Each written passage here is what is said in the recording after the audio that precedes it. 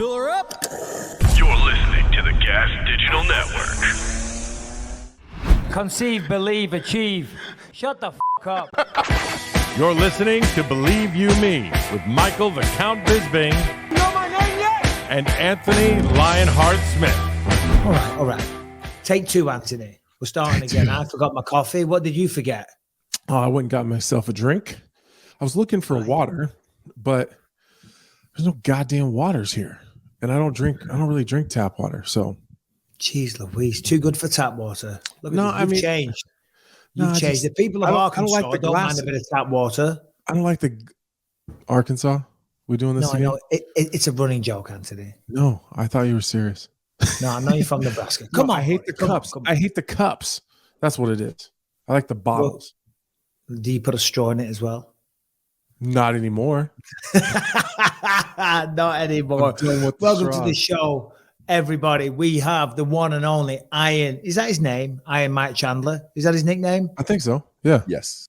Yeah. Yeah. We've got Iron Mike Chandler joining us later, so we're very excited to have him on. So thank you him for his time. But Anthony, how are you, buddy? Man, I'm good. Things are going well. I'm home for an extra day, which is nice. Chiefs won the Super Bowl, or going to the Super Bowl. They won the championship last night. Harrington's probably real upset about that, but that's okay. Who did they beat? They beat the Bengals. And is that Cincinnati Bengals, right? Cincinnati Bengals. That's the first time that Patrick Mahomes has beaten Joe Burrow, which is a big deal. You know. He's a big deal. I know this guy. Yeah. Yeah, I know all the footballers. I know them all. Tom. What's his name? Old Tom Brady. No, Tom Brady, you know. Is he still going out with Shakira? Or who's he with? Giselle. No, they just got divorced. They got divorced. He's banging like 20-year-olds now. Good for him. Oh, God bless him. Good for him. But who's that? Because somebody was going out with Shakira as well. Did you hear about this? Who's PK? He's a French footballer, I believe, like a soccer player. So what happened there, Harrington? You probably know more about this because he was cheating, and this was not in the notes. But he was cheating on Shakira, right? And then did he find like the jam or something in the fridge, and that's how she figured it out? So I stay abreast of all of the gossip that's going on, and apparently very abreast and very hips and very she came home apparently, and there's like a strawberry jam that Gerard, her husband, was not a fan of, and her daughter never ate. But she noticed that like went from being a full jar to like a third of the way full jar, and she's like, "All right, something's amiss here." That's how she found out. Imagine that's the way you get caught cheating. Not a condom wrapper, not a phone call. I mean, you just say, I don't know why the jam jar is half empty. Do you know what I mean? I don't. The hips might lie, but I don't. Anyway. How do you cheat? How do you? I mean, I'm a little bit blown away that you cheat on Shakira. That doesn't make any sense. Everyone's sick of a woman somewhere, dude. Like no matter how hot she is, she's on somebody's nerves. No matter how hot she is, no matter how gorgeous, someone somewhere is sick of effing her. But anyway, so we've got lots to talk about. We're not here to talk about Shakira or Giselle, although I could happily do that. I could look at pictures and talk about her and talk about their relationship problems for quite some time, but we're not going to do that. Anthony, anything big in your world that will get off your chest first, or no, or everything fine and dandy? Everything's pretty fine and dandy over here. Fine and dandy. Good. I know. Nothing. That's the name of today's episode, Fine and Dandy, featuring Michael Chandler. I mean, I guess we'll get right into these fight announcements. Last week, Dana White, what did he go live? I think on the Instagram page or something. Yeah, I think it went. I was on all their socials and their YouTube page. Yeah. I actually really like that. I don't think I did at first, but I think I came around to it. I was expecting some huge blow away, kind of announcement of like some life-changing, sport-changing thing. So I was kind of disappointed at first, but I actually don't think that's a bad idea the more that I think about it. Like, what, Izzy versus Pereira 2 or 4? Well, I mean, I think that's a big fight, but I think in my head I was hoping for Ultimate Fighter coach announcements and weight classes and when that was going to come out, like something super, super big. But I don't think it's terrible to come on drop some fight announcements and then move on. I don't think, maybe it doesn't have to always be something huge and world changing. Yeah, but that's pretty big. I mean, that's ultimately what we do like. And when the Ultimate Fighter happens, most of it's because we see the two coaches at the end. Yeah, okay, the reality TV show, the new talent, the drama in the house, that's all well and good. But to see the coaches go at one another at the end is what it's all about. By all accounts, McGregor, Tony Ferguson, depending on who you speak to, severe MMA. Could be the most credible outfit on planet Earth, or they could just be lying. But according to them, it's all but confirmed. McGregor and Tony Ferguson. We didn't talk about this last week, did we? I don't think so. Oh, right. Okay, good. What do you think about that? I mean, I think it makes all the sense in the world from a certain perspective. Personally, from an entertainment standpoint, I really, really like Conor versus Tony. Tony has this weird innate ability to get under everybody's skin. As stoic and as put together and as mentally tough as Khabib is, the only person that's been able to get under his skin is Tony Ferguson, with the tiramisu and calling him a fat kid and just all the he's just really good at it. I think that Tony would really rattle Conor enough to get Conor upset. And what that's did he exciting. say, though? What did he say? Because he did a little post. He did a little post this week, and he was, you know what Tony's like. Tony time, bitches. Tony's champ shit only. CSO, champ shit only. I'm trying to look for it because I was looking at it for it before, and he did a little statement saying, I've been offered the role. If that cake eating some bitch. I'm like, bro, you can't use the same lines. He said that about Khabib and the tiramisu. He's calling Conor a cake eating some bitch and whatever. McNuggets. McNuggets. But still, it's a good fight for Conor, though. If that is going to be the comeback I think fight, the fight's a tough one for Tony. Tough one for Tony. Listen, the reality is Tony Ferguson, come on, right? He's given so much to the sport of mixed martial arts, some tremendous performances. We all know he relied on his toughness, and when people would get tired from teeing off on his skull, he would then turn it around. I mean, the man was legendary tough, but that catches up to you. Oh, here it is. I've been asked to coach on tough against old fathead. Anyone of my choosing. If that Katie-tin some bitch wouldn't show Mac, what a vagina. Always ready anywhere, anytime. Choose you, McCracker. I choose you, McCracker. CUEWE. Soon the champ. Champ shit only. I think he was talking about Khabib. No, he's talking about McGregor. Yeah, but he said, I've been asked to coach on the Ultimate Fighter against old fathead or anyone of my choosing if that cake-eating sumbitch wouldn't show.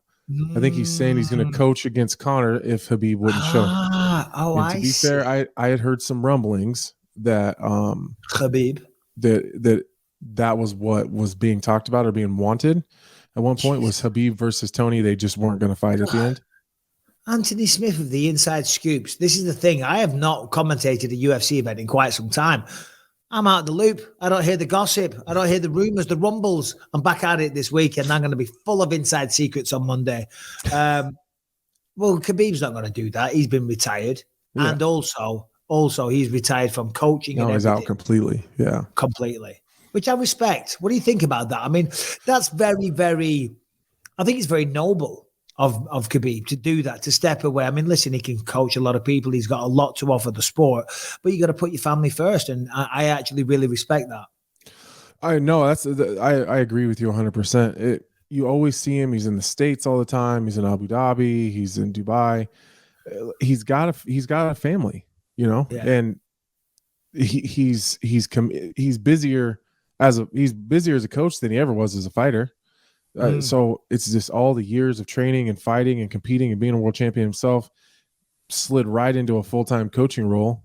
I don't know when that dude would have time to be a family or just be a man and do whatever makes him happy. So I think it is commendable to step away. I mean, now he stepped away from two extremely successful careers at the height of both of them, which is wild.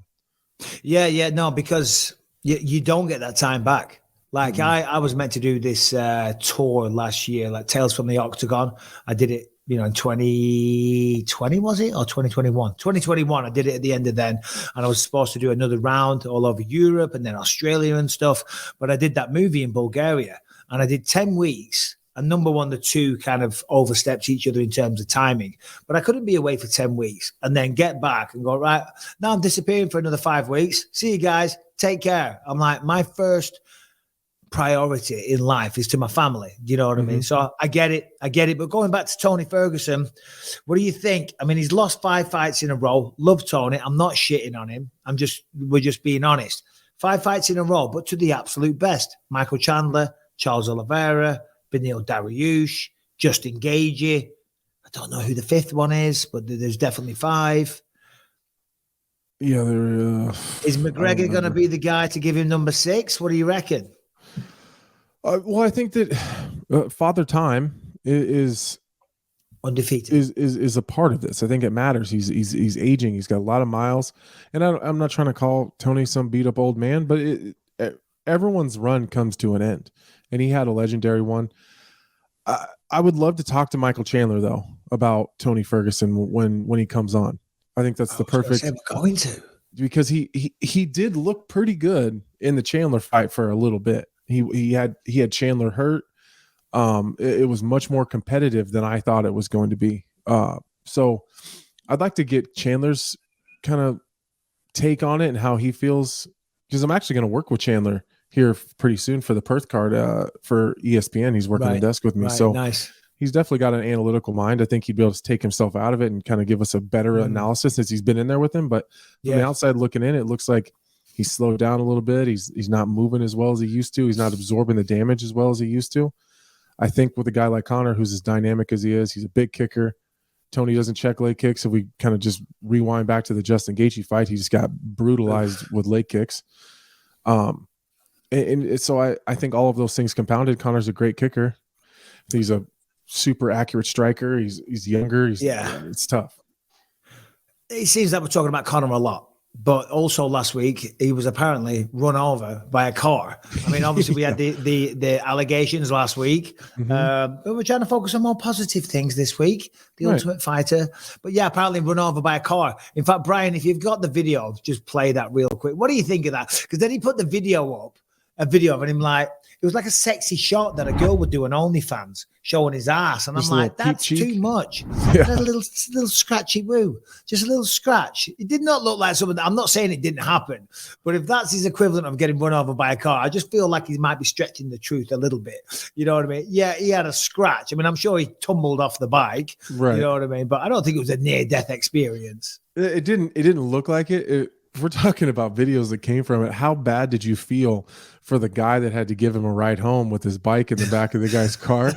And he's like, "What's your name?" And he says his name, and he's just uncomfortable. And I felt so bad for that guy. Well, have you seen all the you've seen all the conspiracy theories, right? To do with this? Said, yeah. People are like, oh, well, this is.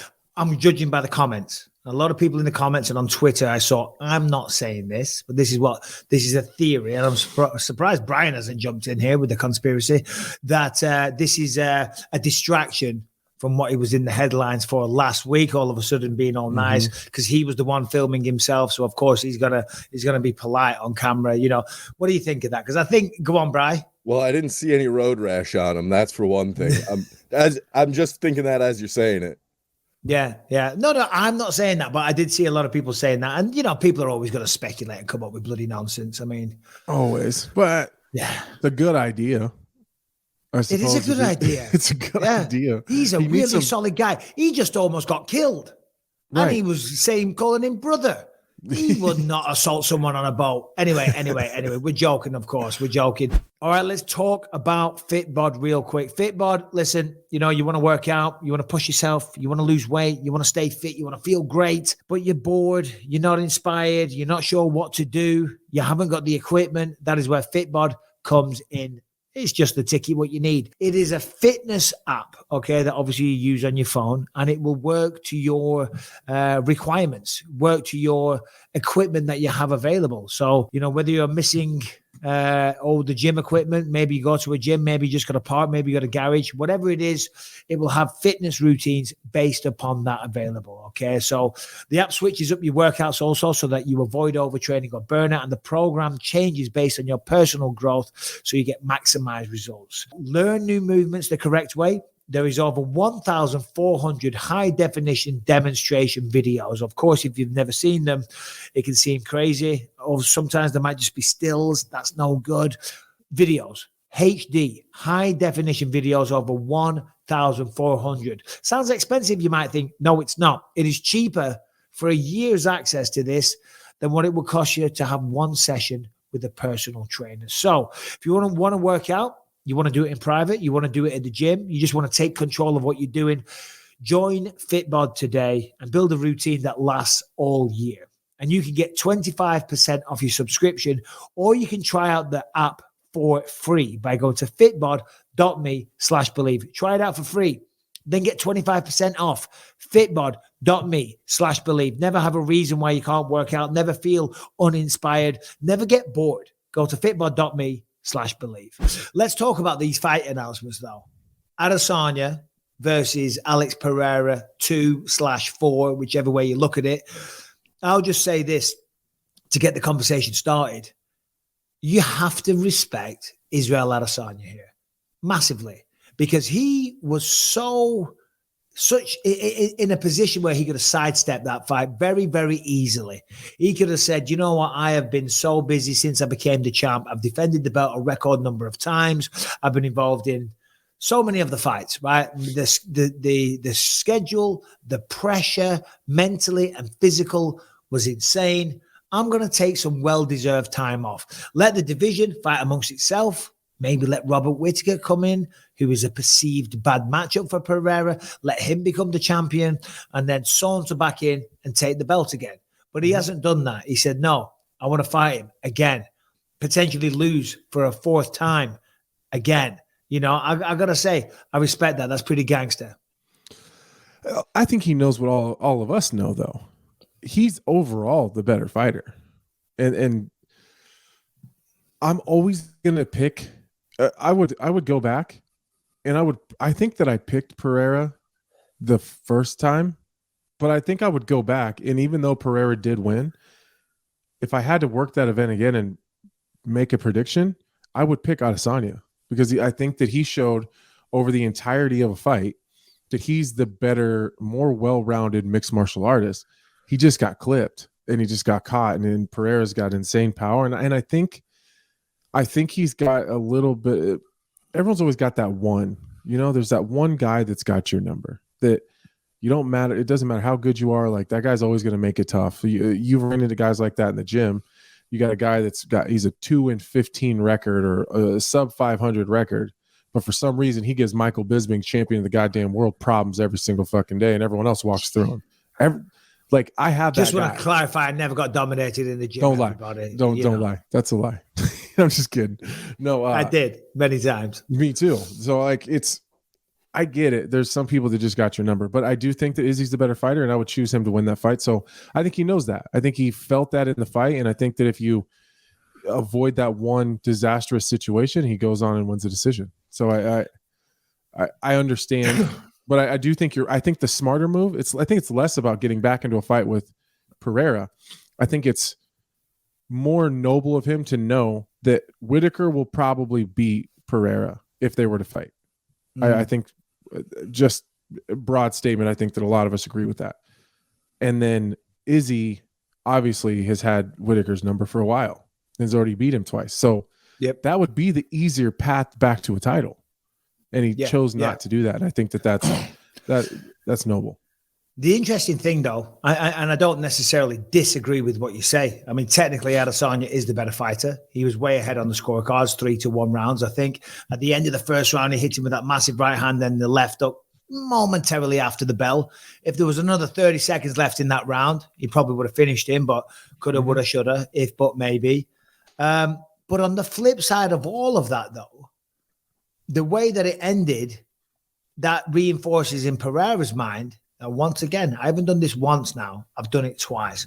And all I've got to do is be a bit more aggressive, empty the tank a bit more, just go for it. Because when I did go for it, when my back was up against the wall in the 5th round, and if I didn't get it, I got the finish.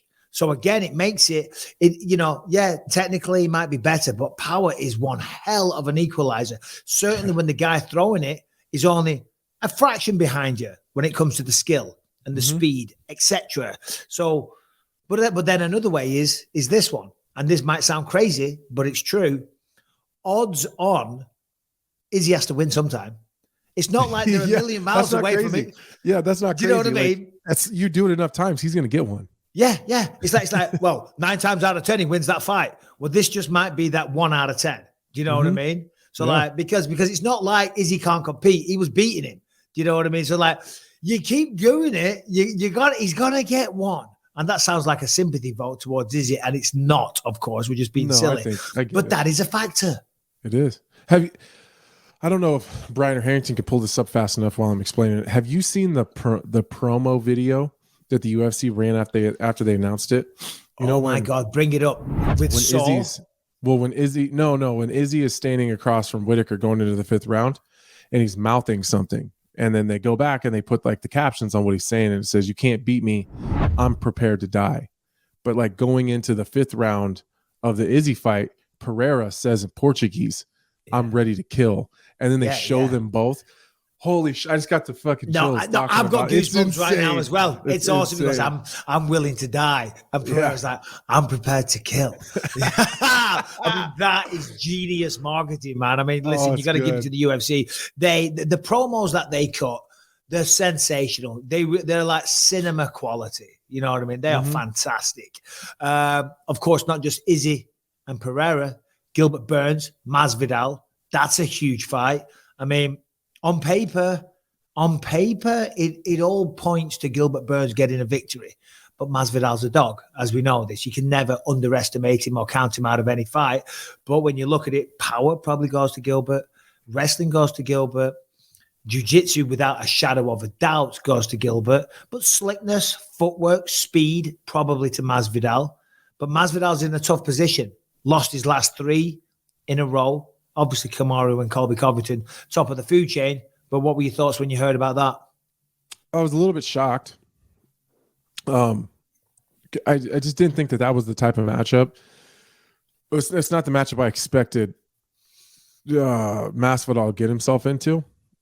I thought he would. Ballsy. It's ballsy. Yeah, it's super ballsy. I thought that he would look for more like a striker, like a Stephen Thompson rematch. Or something different to maybe angle himself into a Leon Edwards fight in case Leon happens to get over on Kamaru again. It might be the worst matchup for him, one of the worst matchups for him in the division, other than Usman and Colby. So I think that is ballsy. But Masvidal has this weird ability though to make fights super tough. You know, he just has he's an old cagey veteran that just finds a way. And he's taken a lot of time off. And he said at the very beginning that he was going to go away and work on his wrestling. And we haven't really heard too much from him. And I have to take him at his word. And if that's what he's been doing, Gilbert Burns is a great wrestler, but he's not Kamaru and he's not Colby. So no, it's a different type of wrestling. Jiu-jitsu wise, certainly goes Gilbert Burns. Gilbert Burns is best. But Masvidal can hurt Gilbert on his feet. He can hurt him on his feet. He definitely can. That'll be competitive. I never expected Darren Till and Masvidal to play out the way it did. You know what I mean? Till's great on the feet and Masvidal, but it was the way that he set it up, that little stutter step, and when he switched stances against Darren Till, that was so impressive. So shout out Darren. But yeah, no, I mean, listen, you know, for Masvidal, what he's doing is running the risk now of losing 4 in a row. Again, much like Izzy, you got to respect that.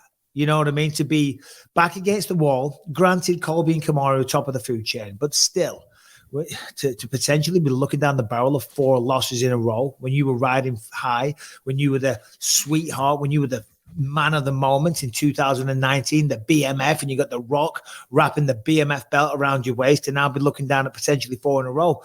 Again, ballsy. He could have easily, you know, held his ground for stylistically an easier matchup, but he hasn't done that. Got to give it to the guy. Well, you know, he's in a position to look at a title shot too before this fight. Like, as crazy as that sounds, he's a big name. He's a big draw. He's popular. He's fantastic on a microphone. One win and something weird happening in that Leon fight or Kamaru getting hurt or whatever, a Leon Edwards Masvidal fight. The best thing that ever happened to Masvidal was Leon Edwards winning the title. The longer he keeps it, the better it is for Masvidal, because there's already a built-in promo video for that.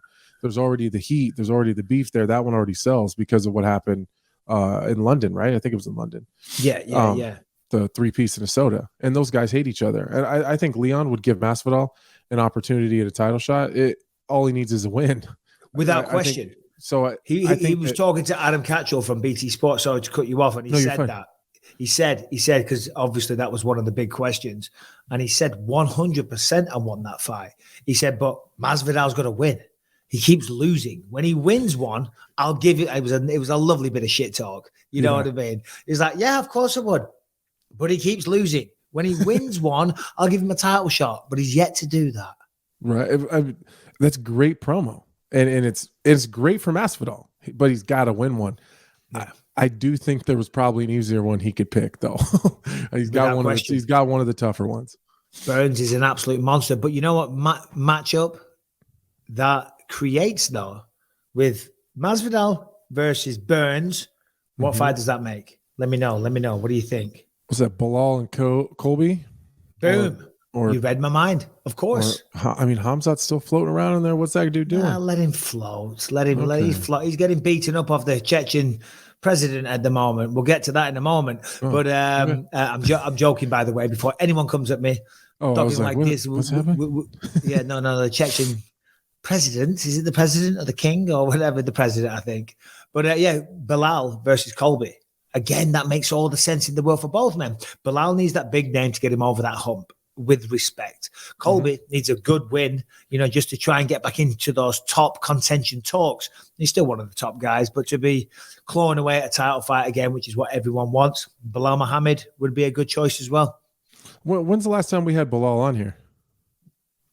It was kind of recently. I was going to say not long ago, a few weeks ago, but we'll get him on. Okay. Well, Harrington, you're going to have Bilal won't talk to me anymore. Yeah, so why? Apparently you're the.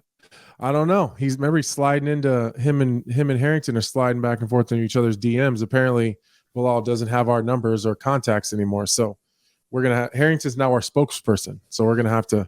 That's literally my job as a producer. You guys are talent. Don't worry about it. I got all. I have organized every. Hold on. Give me 2 interviews that you've scheduled for this show. There was Jared Gordon. And no, I set that up. I just allowed you to execute it. I messaged Jared, so that's a lie. Give me another. That's like saying I'm setting them up because I send out the emails. Yeah, exactly. But that is your job, Harrington. Step up, do better. Anyway, Harrington, come on here, buddy. Come on here, my friend. Good to see you. Bilal Muhammad spokesperson. Tell Bilal we said hi, and if he wants to send us a message about how he feels about Colby Covington, to send it to you so that you can send it to us. And we'll talk what have we got going on then, Harrington? We've got Michael Chandler joining us shortly, so we'll do a little non-MMA story first. What have we got, Harrington? Okay, let's see here. I don't know. Do you want to start with the one that I put in first that you said you wanted to go to, or one of yours? Yeah, go on then. Let's go with that. Okay, Alec Baldwin is currently he's been charged with a crime in connection with the shooting on the movie Rust last year. So if you remember, there was a shooting on set. And he has been hit now. They're saying that it was criminal negligence, and they are trying him for manslaughter. Alec Baldwin says, you know what? I'm still going to finish making this movie. So this is the reason why, because obviously this story is not new. And it's very well known and very well documented. But we were talking about this before we started the show. And then we all had different opinions. And it was like a little bit of a playful argument. So we were like, well, save it for the show. So Alec Baldwin, he's been charged, right? Is it manslaughter? Sorry, did you say Harrington charged with manslaughter? Was it involuntary manslaughter? Because he shot someone on a movie set, which is, it's awful. Of course it is. Of course it is. I don't believe that Alec Baldwin did anything wrong.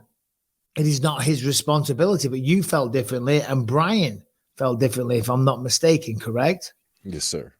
No, I think I was pretty close with you. But I don't know enough about movie sets, which is why I think this is a perfect opportunity for you to maybe enlighten all of us, because I don't know what it's like on a movie set. But from what I understand, and I get real deep in the weeds on this shit, and I like when stuff like this happens, I'm glued to it for a while.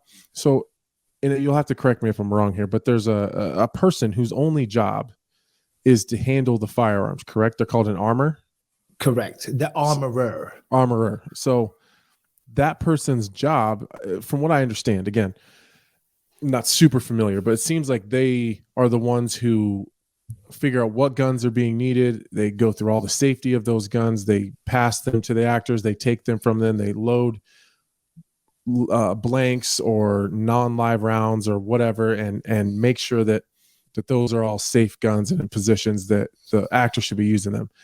For listening to Alec Baldwin's couple interviews, he doesn't seem like a guy that is super familiar with guns and firearms outside of movie sets. So even listening to him talk, it seemed very clear to me that he wasn't super versed and comfortable with guns. He just takes it from the person that he trusts to make sure that the job is done correctly, and then he goes and uses the gun or whatever. I think regular gun safety in general is that you don't point a gun at someone and pull the trigger, but that's not how movie sets work. Yeah. No, you have to at least point it at them and pull the trigger for it to look believable. Right. So that I've never thought that Alec Baldwin was at fault, because I just don't think that that's his job. And I don't think that he knows it. I don't know a lot about a lot of things, but if there's someone around me every single day whose job, we don't tell the cameramen how to do their job. We just assume that they're going to do it correctly. I wasn't agreeing with you. You went, I don't know a lot about a lot of things. And I went, yeah. I was echoing your sentiments. Allow me to jump in here, right? So, and Harrington, Brian, please jump in and argue, because that's what we want healthy debate. But you're absolutely right, Anthony. On every step of the way, there is an armorer, right? And that armorer is in charge of whatever happens with the guns and the ammunition and all the rest of it. And it's a very, very serious job. I'm far from an expert with guns, although most of the stuff that I do, I'm always typecast as a bad guy. And, I've used guns quite a bit. I don't know anything about guns. And most of the time they have to show me right then and there how to load them, and I practice it a fair bit so I can make it look believable on camera and all the rest of it, right? And they make a big song and dance about it. They do. When they hand you a gun, they announce it to everyone at the top of their voice, live weapon. But there's not an actual bullet in there that's going to shoot someone and kill somebody, but it means it's a hot weapon. It's got a blank in it. It's going to make a bang and all the rest of it. And when I am given that, my job is to point it at someone and press the bloody button, or the trigger, pardon me, and shoot them. Brian? So, for one example, I did some extra work on this fucking TV show a while back, and in the scene, the dude had a gun to my head. Everybody who had to handle the gun and me, they made everybody check the gun. So even I got to check the gun before he put it against my head.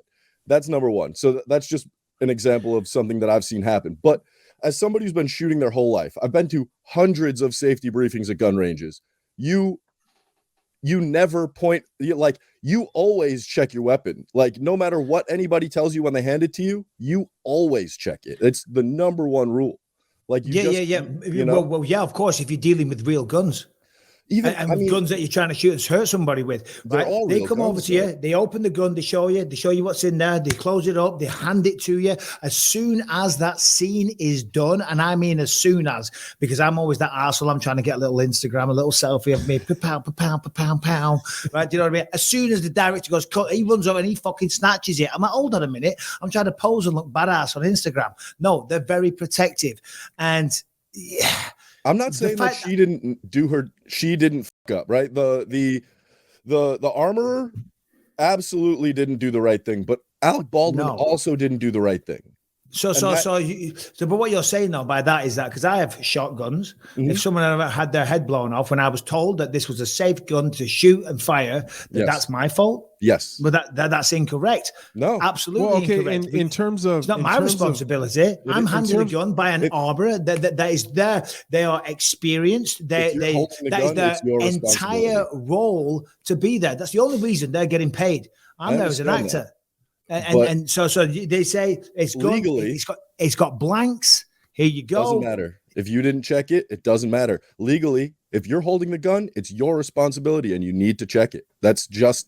I think these are two different worlds, though. I think in the real world, I wouldn't give a shit what anybody said. If they said this is unloaded, I'm going to check it every single time. But that's outside of like my job.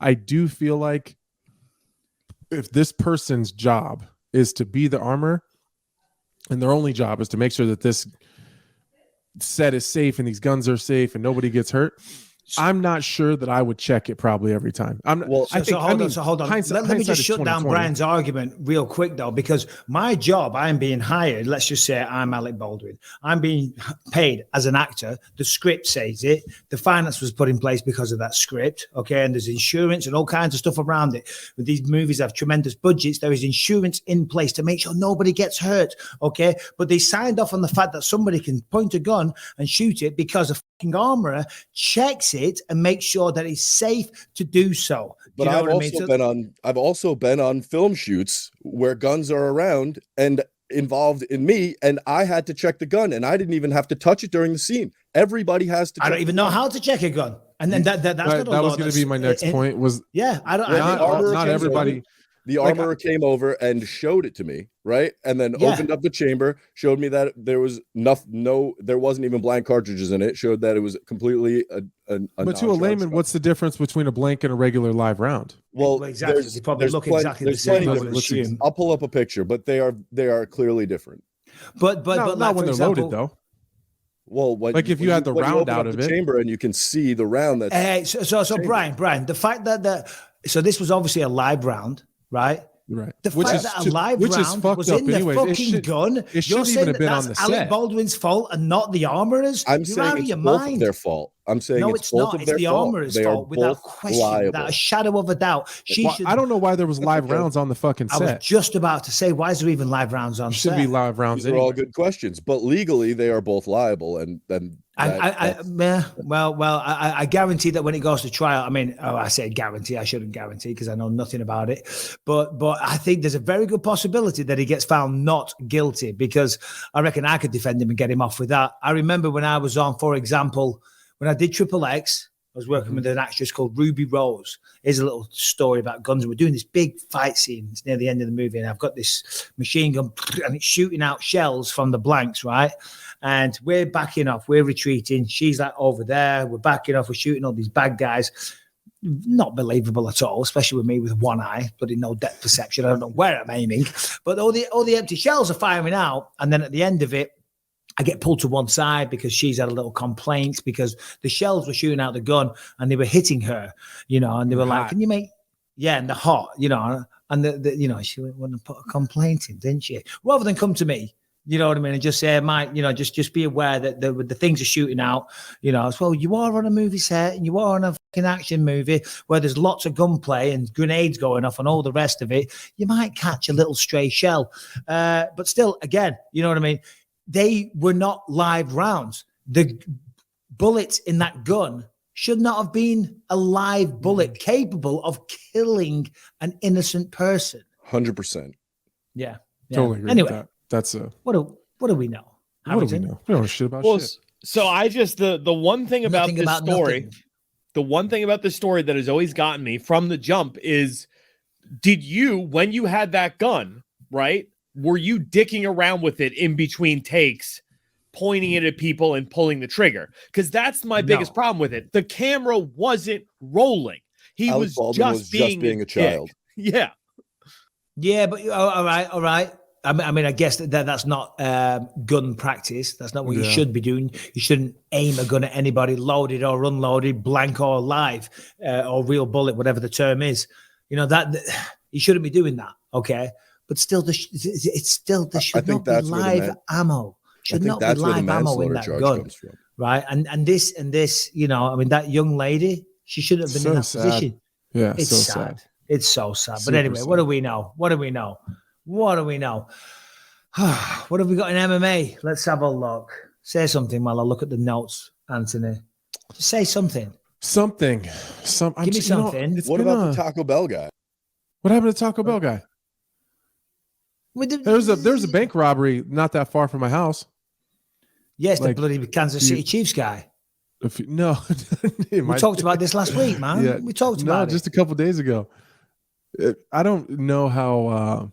Did I ever tell you that my stepdad was a serial bank robber? You did, I think. Okay. I think We you also did. talked about This guy was these It's just two the people. way you said. Do you ever tell you my granddad was a serial bank robber? Oh, it's Yeah. hilarious. So a couple days ago, there was these two yahoos that roll up into the bank. And it's just a few blocks from my house, and they have the worst disguises on in the history of fucking disguises. One of them has like a hoodie, and it's tied real tight in the front. You can see this part of his face just enough that all your friends are going to recognize you, but it's pulled super tight. And the other guy has like a ski mask on, but he has glasses that are like really big. And so it's pulled down over his nose so that it can sit, his glasses can still sit. And then the ski mask is like, you can see exactly who they are. They were free for about 18 minutes after they robbed the bank. And they posted a picture of it. Some people are so stupid. It seems like risky business robbing a bank these days. You know, you get so much jail time too. Say again. You get about 4 times as much time for robbing a bank as you would a gas station. Oh yeah, you're robbing a bank, bro. There's so much time in jail. I mean, like, bank robbery. I mean, I would say, other than murder, you know what I mean? Bank robbery with a machine gun or a shotgun or a weapon of whatever. It's right up there. It's up there, bro. You get a lot of time. Holding up the local post office is one thing. Robbing a bank, well, I don't know. Post office should be. Go rob a 7-Eleven. You'll get like 8 months in jail. You rob a bank. Talking about the bad examples. Oh, there he is. That is right there. I don't know that. I mean, I couldn't pick him out. Oh, everyone he knows could.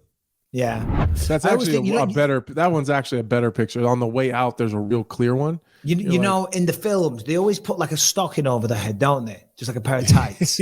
That's a great idea. But that wouldn't work. Do you think that works? No, I don't think so. It can't Rebecca! be with your fate. Rebecca! Please tell me. Bring me a pair of tights. Get me a pair of tights quickly. I want to see if you can recognize me, or like, you know, if you think you'd be able to. I'll text. I just wouldn't want my nose all smashed in my face. It just looks so damn funny. What about those masks, Brian? What you probably know what they're called? They're like clear. I think they used them like in the Batman movie with the Joker as Heath Ledger, like when that first scene they have those funky like ass anti-camera masks because they like reflect back. I'm not sure what they're called, but I don't know what they're called either. They are. But I feel like those, if there's not a camera there, you can tell exactly who that person is. I don't know if they hide your face well. We've got Michael Chandler joining us shortly, and we're going to talk about some mixed martial arts in a second. But I think Rebecca's bringing me down a pair of tights. Do you call them tights in the States? I think you can call them tights. Yeah, stockings. I'm assuming stockings, pantyhose. The old pantyhose. All right, so big news, big nose. Hey, Joseph Holmes, did you see the story? Apparently, Joseph Holmes, UFC fighter, of course, jumped by Kevin Holland's crew. Did you see this video? No, I didn't. Joseph Brian, Holmes. What's his play nickname? the video. Joseph Holmes. All right, so here's what Harrington's put in the notes. Joseph Holmes claims he was jumped by Kevin Holland's crew and he wants to fight Trailblazer in the octagon. Holland responded that because the UFC will not book him to fight Jones, that they should just bet $20,000 on a sparring session behind closed doors. What are these? Are these tights? No, they're leggings, babe. Are they tights?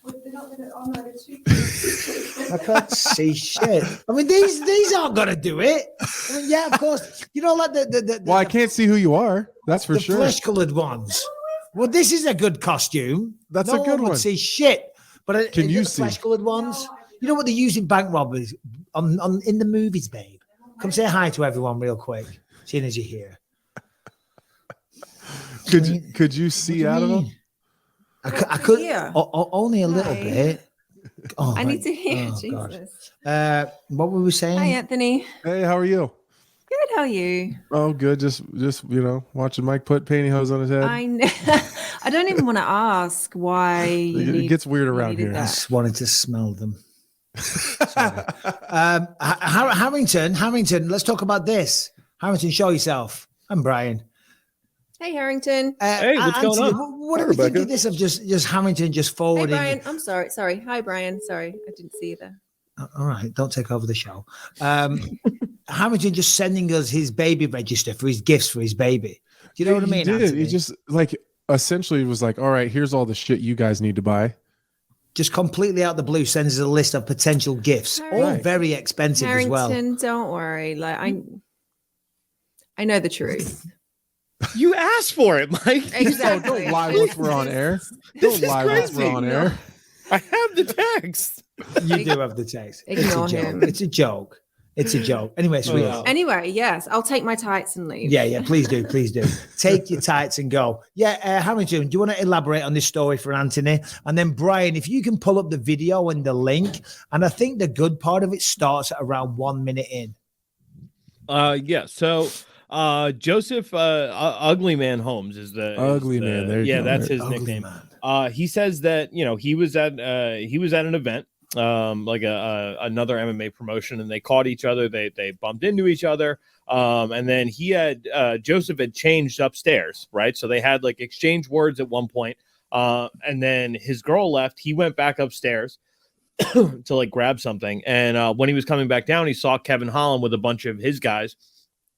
They get into a bit of a verbal altercation. And then all of a sudden, he feels punches to the back of his head, and he claims that he was, just jumped by like Kevin Holland's crew there.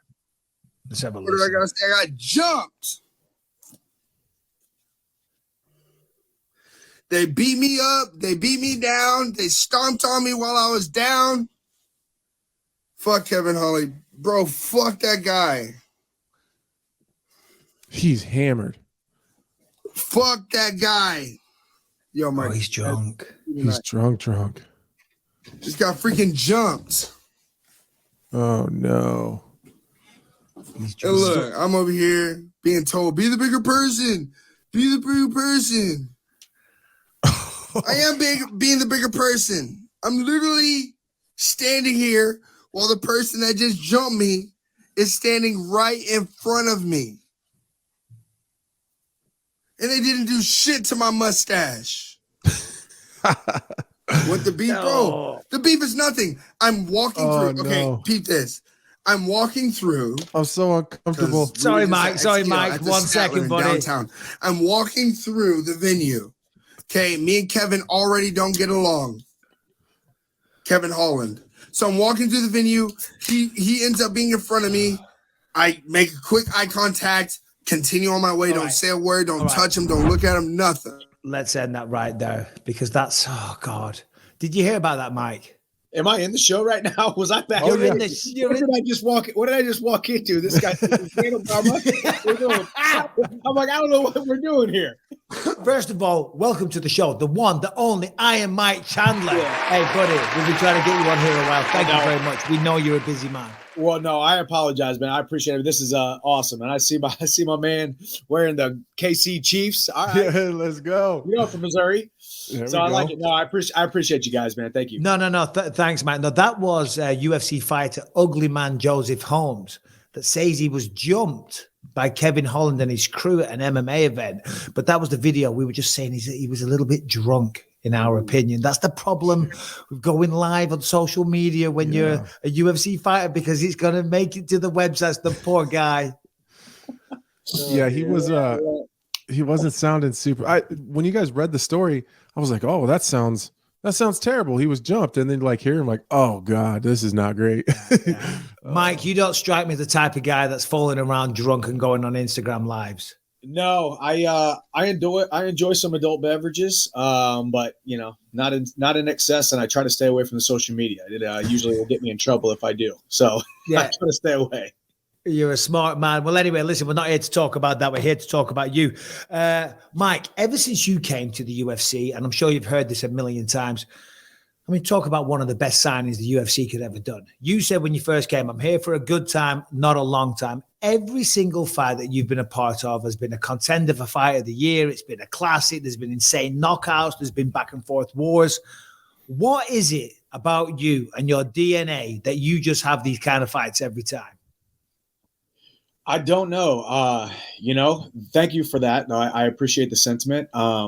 Yeah, and the awards are great, and being recognized by my peers as well as, the fans and even the UFC brass. But my first meeting was with Hunter Campbell. I sat down and said, hey, Hunter, I want to be a good thing for your organization, and I want to fight the toughest guys right away. You know, I think it also stemmed from fighting outside the UFC for so long. I truly felt like I was one of the best guys in the world at any given time. I went through, you know, a couple losses to some guys I shouldn't have lost to. We all do as fighters.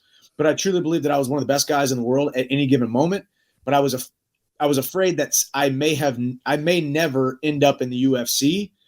So I think that version or that view of myself, being afraid of that guy, when I came over to the UFC, all bets were off. You know, I wanted to get in guys' faces right away. Worked out really well, obviously, against Dan Hooker, and then fell short, and then knocking Tony Ferguson out. It's been a kind of up and down, but it's one thing remains. When I step inside the octagon, you're on the edge of your seat, and I just like to be in guys' faces. If, you know, it doesn't always work out well, like we said, doesn't always work out in my favor, but it is the way that I fight. It is my technique. It is my game plan. And some guys, you know, a lot of guys crumble, or at least are thrown off their game because of it. All right, guys, we've got some breaking news. Manscaped is now selling beard products. That is correct. They have gone from waist to face to help you replace that bulky razor with their brand new Beard Hedger Pro Kit. They have created the best tool for you to turn heads with a clean, perfectly groomed and conditioned beard. Finally, tame your mane by going to manscaped.com. Use the code Bisping20 to get 20% off plus free shipping. Now, I've got one of these. I got to tell you, this thing is absolutely sensational. It has 20 lengths to it. The build of it, you can just tell it's quality, just like all the Manscaped products. Plus, the trimmer has a titanium-coated blade. As I said, there's over 20 lengths to it. You're going to love this. Trust me, I had one that I was using. I don't use that anymore. As soon as I got the Manscaped one, this one took over. It's my primary one. It's in my suitcase coming with me to Australia. Everywhere I go, I will have this one. So listen, you know, if you've used anything from Manscaped, then you know the quality of their products, and this is no different. Plus, the trimmer has a titanium-coated blade, as I mentioned, that is tough on hair but smooth on your face, leading to single-stroke efficiency that brings satisfaction one stroke at a time. The Pro Kit is much more than a trimmer, though. It comes with 4 dermatologist-tested formulations for your post-trim care. Dermatologist-tested formulations. Difficult sentence, but I nailed it twice. It has the beard shampoo and conditioner. All your hair is different. Did you know that? I didn't. And your beard hair is much more coarse and easier to damage. I knew that. That's why the kit has the shampoo and the conditioner.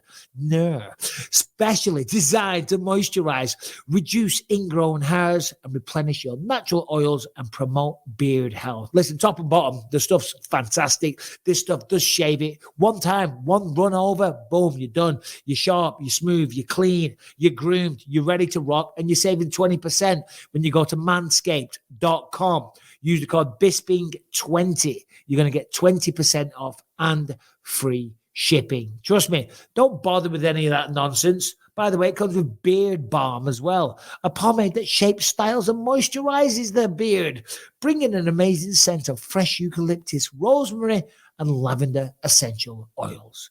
By the way, the Pro Beard Kit also comes with 3 free gifts: a beard brush, a comb, and scissors to ensure your beard is ready to impress. It also comes in a lovely little carry case as well.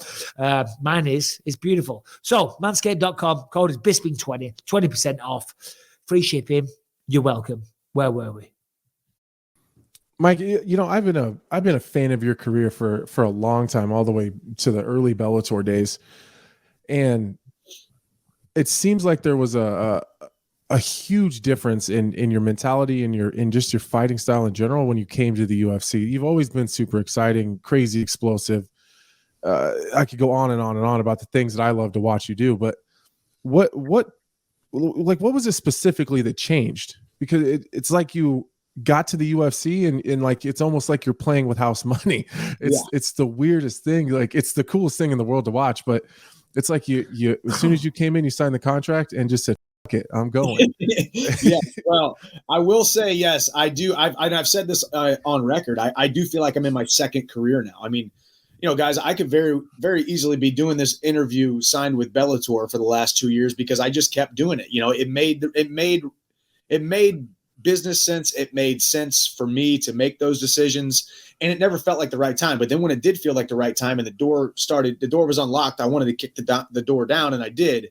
But with that being said, too, yes, I do think, you lose to one of those guys in Bellator, it's not so great, Now I'm fighting, that's part of it too. I mean, let's not forget I'm fighting the best guys in the world at 155 pounds. I mean, maybe if I'd fight a little bit more methodically, maybe if I would look for a brake pedal every now and then, I still haven't seen one my entire career. But foot on the gas, constantly in your face. But I do think there is just a freedom and a happiness and a joy and a peace and a contentment. As I said, it's not my job to go out there and entertain people. It's my job to go out there and win fights. So I get that when people give me that criticism, or even fellow fighters or analysts, former fighters, I get it. But sometimes it's hard to teach an old dog new tricks, and you go out there and the crowd gets a hold of you and you just have a blast. It's fun though as well. It is fun, It's but fun. it would be nice to win a couple more than I've won. Let's be honest. Hey, but come on, everyone wants to be a fan favorite. Yeah. So many things I want to ask you. Of course, we're going to talk about the title fight next week in Australia and all the rest of it. But you mentioned Bellator there, and of course, I don't expect you to talk bad about them or anything like that. That's not what I'm looking for. But you're in a relatively unique position. There's lots of others that have done it, but we haven't done that, fighting for Bellator and the UFC, I mean. What are some of the main differences that you've seen? I'm assuming, and maybe I'm wrong, that one of the main things is kind of a level of recognition for what you do. Would I be correct in saying that? That is, yeah. And that's not even, it's hard to even describe it, and while you also describe it, and again, we're not here to knock Bellator. That's not what we're doing. And I think people know me, and even the Bellator brass. I have seen them here and there. Like I've said things about Bellator, and it's quite frankly, in so many words, that the UFC, I just enjoy it better. Like, and it doesn't mean they were bad, and the UFC is, good, but the level of recognition is just absolutely astronomical compared to Bellator. And not to mention the fact that I have always poured my heart and soul into every single fight, whether I was fighting a guy that y'all have never heard of, or I'm fighting Vincent Henderson or Eddie Alvarez, one of these guys you had heard of back then. I'd show up to my fight and they're sending like the second string and third string media people from MMA Junkie and all these other people. I'm like, oh, where's Ariel? And hey, where's this guy? And where's, they're at the UFC event, and John Morgan with the green t-shirt. Exactly. John Morgan's at the UFC while there's, someone else at the Bellator fights. And these were bigger fights. I was always in the big fights in Bellator, but that was the number one thing. Number two, I do think there's a level of competition that is just different. It truly is. From a business side of thing or an organization side of things, I mean, the UFC is ran like a true sports organization, Fortune 500 company, not a skeleton crew where one guy is handling medicals and travel and he's fighter operations. I mean, there's departments. There's a travel department that's bigger than the entire Bellator staff in the UFC. Right. A PR department that's bigger than the entire Bellator staff. And that's nothing against them. It's just that's the way that they run their business. Yeah. And for me, it was time to go test the waters, and it's worked out pretty darn well so far. I heard someone that had been in Bellator before and then moved on to the UFC. Excuse me. I heard them say in an interview one time, it's nice when someone asks what you do for a living and you say, oh, I'm a professional fighter. And they say, oh, like the UFC? Like, no, it's like the UFC. I'm just not in the UFC. Like that was like their difference between Bellator and the UFC. Bro, hey, listen, the amount of times that happened to me, or I'm walking through a casino in Las Vegas with like Ryan Bader, Gray Maynard, CB Dalloway, all these guys were Chris Weidman, all these guys were part of my management group, right? So I would hang out with these guys. The amount of times I had, hey buddy, can you hold my phone and take a picture of me and Gray Maynard? Oh. And then hey, you train with these guys? Well, my name's Michael Chandler, I'm Bellator champion right now. They're like, oh yeah, actually, you look familiar. Yeah, it's like I don't say that to, like you said, crap on Bellator. It's just, and I was a guy who was building my brand exponentially compared to everyone else. Like I was constantly trying to add value on social media to build the brand, constantly posting video workouts and all that kind of stuff and building my brand because Bellator just wasn't doing it for me, if you will. But I remember every single one of those interactions and how I felt.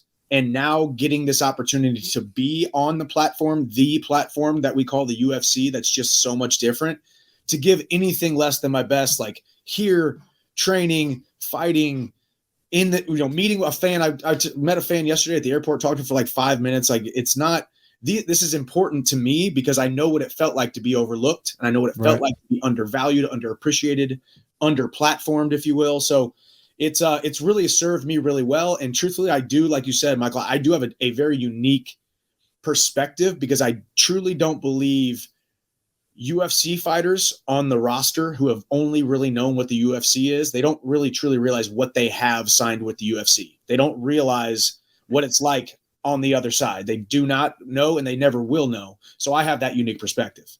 Yeah. I mean, I guess we all come from a regional kind of circuit, but once you get to the big leagues, you think it's all like that. I remember going and cornering, and again, I'm not trashing Bellator, when I used to corner Kendall Grove, and I was like, wow, it's a little bit different. This is kind of like a regional show, but with a TV deal, But anyway, we're not here to talk crap about them. I love all the different platforms for the fighters. Yeah. Who do you want next, Mike? We know you've been trying to angle for that Conor McGregor fight. I don't know if you know about Conor versus Tony on the Ultimate Fighter. Did you hear about that? I did. Yeah, no, that was definitely just a tweet. I know for sure that was definitely just a tweet thrown out there to see if it gained any traction. Oh, great. So we did a 30-minute segment on that earlier. Forget that, everyone. No, it's all right. Confirmed. Tony Ferguson's just throwing stuff out there. He's a maniac. Obviously, that's been in the talks. Obviously, everybody knows I would be down. Me, Connor, on tough, whether it be 4 or 6 weeks, however long we will be filming that thing, the tension, the rivalry, the competition, the trash talk, just the animosity that will be built up, and then go into a training camp and then, fight later on after the show. I want the fight. Everybody knows that. The fans want the fight. Dana has gone public saying he wants that fight. So the UFC wants the fight. I've actually heard from numerous UFC people that's the fight that a lot of people are talking about. Man, huge fight. Can you imagine the first round? Can you imagine the foggy dew and then my NF coming out on, and then we go out there and then just two dudes trying to finish each other in the first round? Massive. Let me just ask you on that. I'm sorry, Anthony. I know it's your turn. I'm jumping the gun there. But you've seen McGregor lately. Yep. He's not looking like a 155er. Call it what you will. Call it supplements. Call it a rehab program. Call it good old-fashioned steroids. Call it whatever you will. Okay. Would that fight, in your mind, would you take it at 170 if you had to? Absolutely. I mean, I actually have told myself, and you can go down to Florida and talk to my team, and I'm like, man, if I win this fight, I'm never fighting 155 again. Like, I mean, I'm walking around almost 190 right now. I mean, I'm not and I stay lean. I stay lean because I'm always training, and I got my Walk On Fitness app that I've created that I'm coming out with new programs. So I'm constantly over here filming stuff and training, and I'm always in the gym. So I'm not getting fluffy or fat, and I'm always around that 185 to 190 clip. So I mean, 170 for me would be a dream come true. I don't like making 155. The only reason I can make 155 is just good old-fashioned 12 weeks of diet, exercise, discipline, and a little bit of dehydration at the end. So why not do 170? I think Connor and I still think I'm bigger than Connor at this point, even with his regimen that he's been on. There's no way that we're going to get out of this without me having to. As soon as Michael brought up Connor, I thought of the promo that you cut on Connor, and I don't remember, like, just going back to like the earlier days when I first started watching, I don't remember the fire ass promos. But to be fair, like, the platform wasn't exactly what it is right now, and the emphasis after those fights wasn't always on the interview; it was more on the fight, which is fine. But do you pocket those things, or because you're so well spoken, and like, even as we're talking here, I'm like, damn, that's a great answer. But there's no way that was pocketed because he didn't know I was going to ask that question. So, like, is that something you think about, like, as you're in training camp, and there's certain things you want to say or points you want to get across? Yeah, I mean, obviously in interviews and whatnot, I'm just, flying by the cuff. My couple promos that I've cut, I've definitely had them say, hey, I know I want to say this, and this, or I want to call this guy out. Cause I mean, and it all had great implications in it. Right. Cause and the last time I talked about, it was Gaethje and Oliveira who fought that night. Right. Yeah. Gaethje and Oliveira who fought that night. And I talked about how people wanted to see me rematch either of those guys. And then if the UFC did have a momentary lapse of judgment, I want Conor McGregor. So I already know a fire line. It's a fire line. I already know what I'm going to say. It's the delivery though, not just the line. The delivery, Mike. You commit to it 100%. And Joe, I was like, let's go. Come on, Mike. Give me some. Let's go. Come on. You're in the ring. Joe. You're in the ring. You've just knocked somebody out. I'm Joe Rogan. I'm handing you a microphone. Exactly. That's what I said. I was like talking to the camera or talking to the microphone, and then it turned to Joe. And Joe, if the UFC does have a momentary lapse of judgment, and then what people really love that gives them chills is when I went, Conor McGregor. You had to give the big old sniff. Big breath. Big old sniff. That was not planned. That just happened. I think I almost went. I was about to pass out, so I had to get some air. But just calling out Conor and obviously it's just he's the guy that I've wanted to fight. And it's yes, is it the red painting night? Is it the big payday? That's what everybody says, of course. But I mean, when you get into the sport of mixed martial arts, you want to try to win belts. You want to get the biggest stages, the brightest lights, the biggest platforms. And who else is there out there in the sport today? And possibly we may never see somebody like Conor McGregor again. And then when you start talking about, he's been very cordial with me on social media and said some things about me, and it's never in a trash talking way. You can have a legitimate rivalry and want to rip somebody's head off without also, calling them names or doing whatnot. So but the funny thing is me and Conor being locked in a house together, not in a house together, but having to see each other multiple times a day, that'll bring something out of you, Oh, so, yeah. I mean, you did it, Michael. So I can only imagine. I made a complete ass of myself. No. You're Michael Bisping today, so that's all that matters, right? Oh, no, I know. But I honestly, oh my God, I die inside when I see some more clips back. But still, but you are right. McGregor he's a whale, right? When it comes to stardom and all the rest of it. But that's because, regardless of whether or not he's lost a couple of fights recently, the man brings excitement. And that's exactly what you bring as well. So, yeah, take my money all day long. Next weekend, Islam Makhachev, Alexander Volkanovski. This is your weight division, right? Volkanovski's stepping up. How do you see this one playing out? Man, it's very interesting because Islam has proven, aside from he's got one loss, right? The one time he got caught and clipped, just like we all can, right?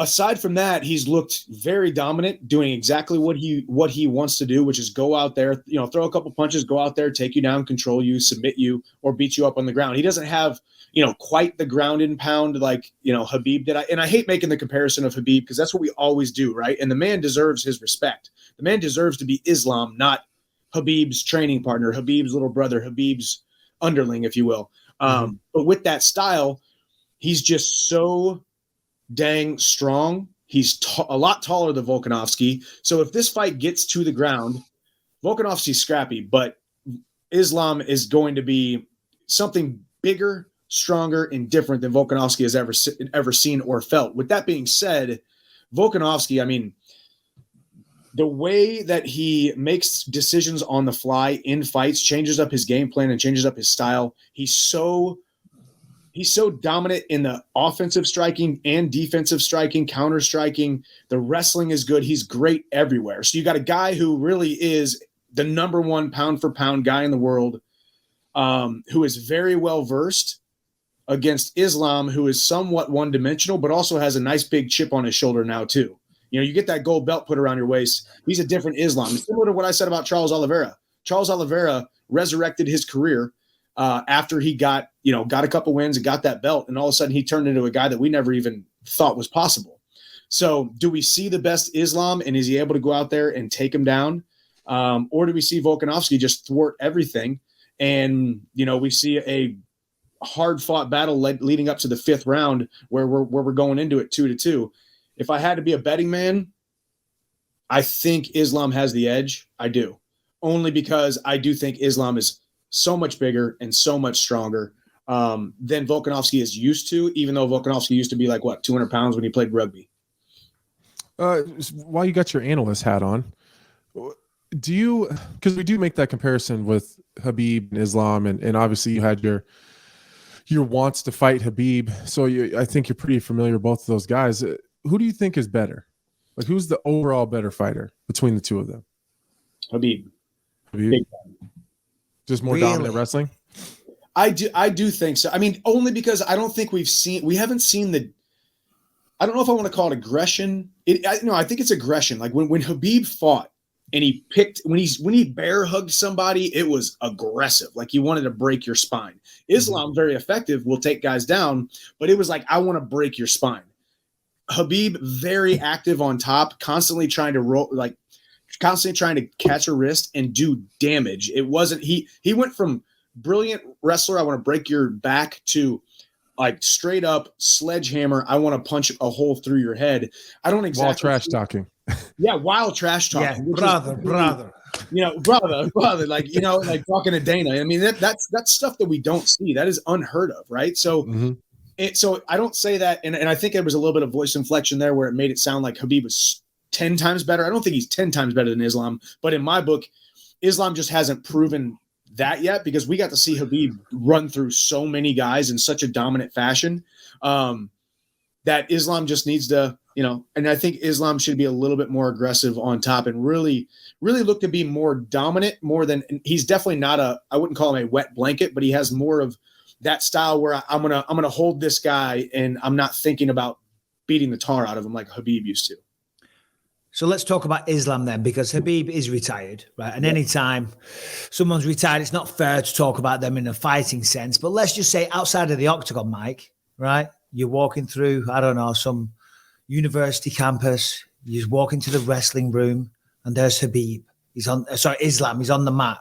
He's a brother. You want to go for your rounds or whatever it is you guys do in wrestling? I'm joking. You versus Islam in a wrestling match.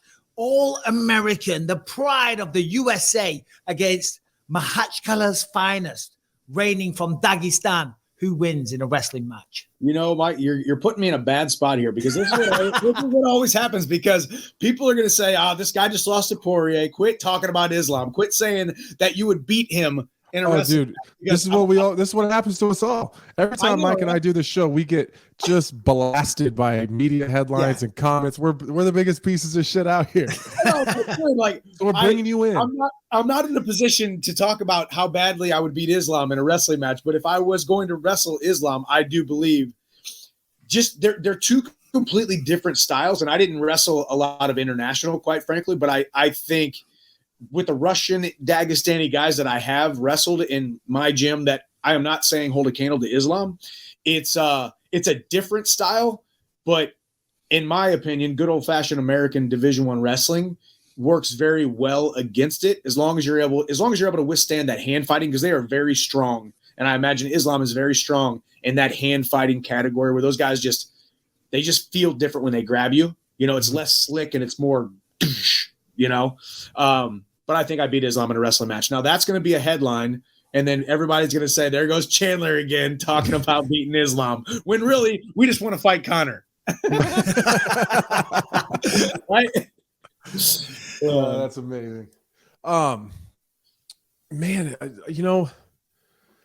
what happens if the Conor fight doesn't come to fruition? Because I think this is what happens to a lot of guys, and it's not a you thing, it's a Conor thing. It's unfortunately for everyone in the division, whether that's 55 or 70, whoever Conor wants to fight is who's going to fight Conor. So if I'm Conor, be 100% honest with you, Michael Chandler is the completely opposite direction of anywhere I want to go. And that's just being honest. I think it's a stylistic thing, but he also likes big fights and likes to put himself in precarious situations, because I think that's what he needs to get up.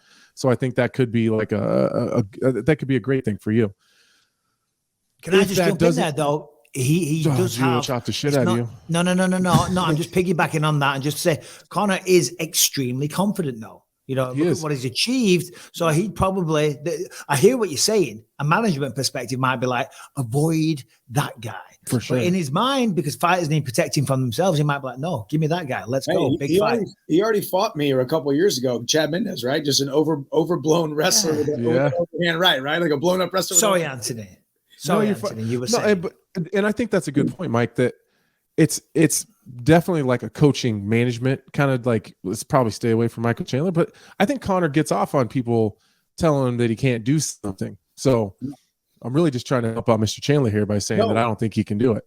For sure. And here's, and it's a funny thing too, right? It's I do think, and people have said that, and trust me, I've had that thought where I'm like, yeah, I don't think I'm necessarily the easiest fight for Conor. No. There's some other fights out there. There's some big fights out there, guys who have. I love Tony, but Tony's got a name, and that's an easy fight for Conor. Like, yeah, exactly. If it's Michael Chandler or Tony Ferguson, the paycheck's the same. I know exactly where I'm going. You know. Yeah, but I'm with you. I truly think that Conor doesn't make him feel that. You know, if he's fighting Tony, it doesn't make him feel what he needs to feel. And I do think, and because I've said this to numerous people when they're like, he doesn't want to fight you. And I'm like, dude, because they said the same thing about because Conor, I guess the Khabib fight was a huge fight, but he should have never fought. He should have never wanted to fight Khabib. Like that's the toughest fight in the world. And it's a stylistic nightmare. But Conor likes the huge, bright lights. He has never shied away from competition, the brightest light in the competition. But on that, and I kind of want to get away from Conor because it's like we've been talking about him a lot this episode. Conor did pretty well against Khabib. Now, granted, it didn't go to a decision.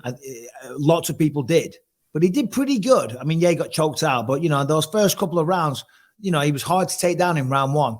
To be fair, very hard, very hard. Yeah. And he showed up, and I think showed a lot of people that he was a force. I've got to give a balanced opinion because sometimes I rip on him a lot. You know what I mean? Because he does a lot of things that deserve ripping on. Anyway, away from that, Michael, we know you're an absolute savage inside the octagon. You're a tremendous wrestler. You're one of the most exciting fighters in the sport. You're articulate. You're intelligent. You're a wonderful family man. Love seeing all your stuff online. Tell me about Michael Chandler as a young man growing up in where did he come from again? He came from High Ridge, Missouri, man, a small town outside of St. Louis, Missouri. Man, I lower middle class, outside of St. Louis. Father was a carpenter. Mom kind of helped with my grandpa's business. She kind of ran. She was like a secretary and then worked at his restaurants. I very much was a small guy from a small town. I was taught to do small things. And I say that in succession because I was undersized.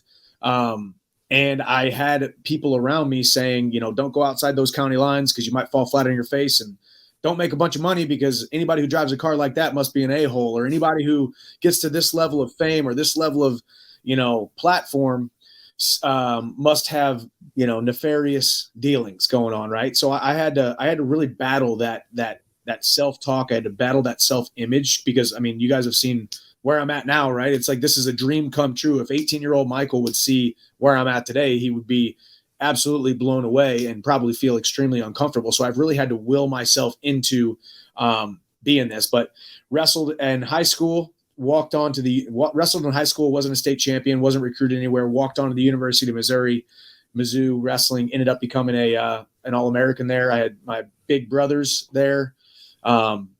My adopted big brothers, Ben Askren and Tyron Woodley, because I didn't have big brothers. And they were the reason I got into mixed martial arts. I had my first fight in August of 2009, and somehow here I am still doing this thing. So you never were you a fan of the sport at all? Because I think my story, I wasn't nearly as good of a wrestler as you, but I came from a small town with super humble beginnings, no future in anything. Like Omaha, Nebraska was an hour away, and it might as well have been another country. You know what I mean? Yeah. So did you ever watch MMA, or was it just Tyron and Ben Askren were just doing this cool thing and you're like, well, I'll try that? It's actually funny. So in college, I had my best friend and roommate, Raymond Jordan, ended up becoming an All-American, 2-time All-American, actually, from New Bern, North Carolina. He didn't have a car. So he would walk down to Blockbuster and get the old Pride and UFC VHS tapes and play them at our house. And that was the first time I had ever seen a fight. And he was a huge fan, knew who Fedor was, knew who Nogueira was. It's like, hey, you got to watch this fight. I'm like, I like wrestling and hand-to-hand combat. For some reason, I don't really like mixed martial arts that much. And then I started watching it a little bit, and I'm like, okay, this is kind of cool. But then you also saw, because to me back then, it was like, I don't know if these guys are making any money. Is that a real career, or is that, guys just fighting in Japan or whatnot? Then when Tyron and Ben started fighting, and I started going to their fights, or Tyron would be fighting and going down to ATT and coming back to Mizzou and wrestle with us a little bit, and like, hey, let's do some jiu-jitsu, or I wouldn't hold mitts for him, but I would watch him hold get mitts held for him by some local guy. And that's when I started thinking, okay, well, shoot, now Tyron's making a little bit of money. And then Ben came in, started making a little bit of money, and they were going to make a career out of it. So I was like, well, I'll try it. So drove down to Lake of the Ozarks, Missouri, which is about an hour and a half away, and fought in front of like 17 people for like $500. And there you go. So at that point, you'd never really trained any boxing or anything like that. What about, most young men get into a few scraps growing up? Were you a scrappy kid? No, I had never been in a street fight. I was too afraid to get in trouble. I was too afraid to get in trouble. I've heard your stories, and I'm like, no. No, see, I thought you were going to say you were too afraid of getting hit. Right, too afraid of getting in trouble. That's beautiful. I mean, and I wish more young, that's an example you should follow. I thought you were going to say afraid of getting into a fight. I'm going to say compared to who you are today and the style that you have. No, it's beautiful, man. I'm definitely never afraid of that. Like probably to my own detriment, but but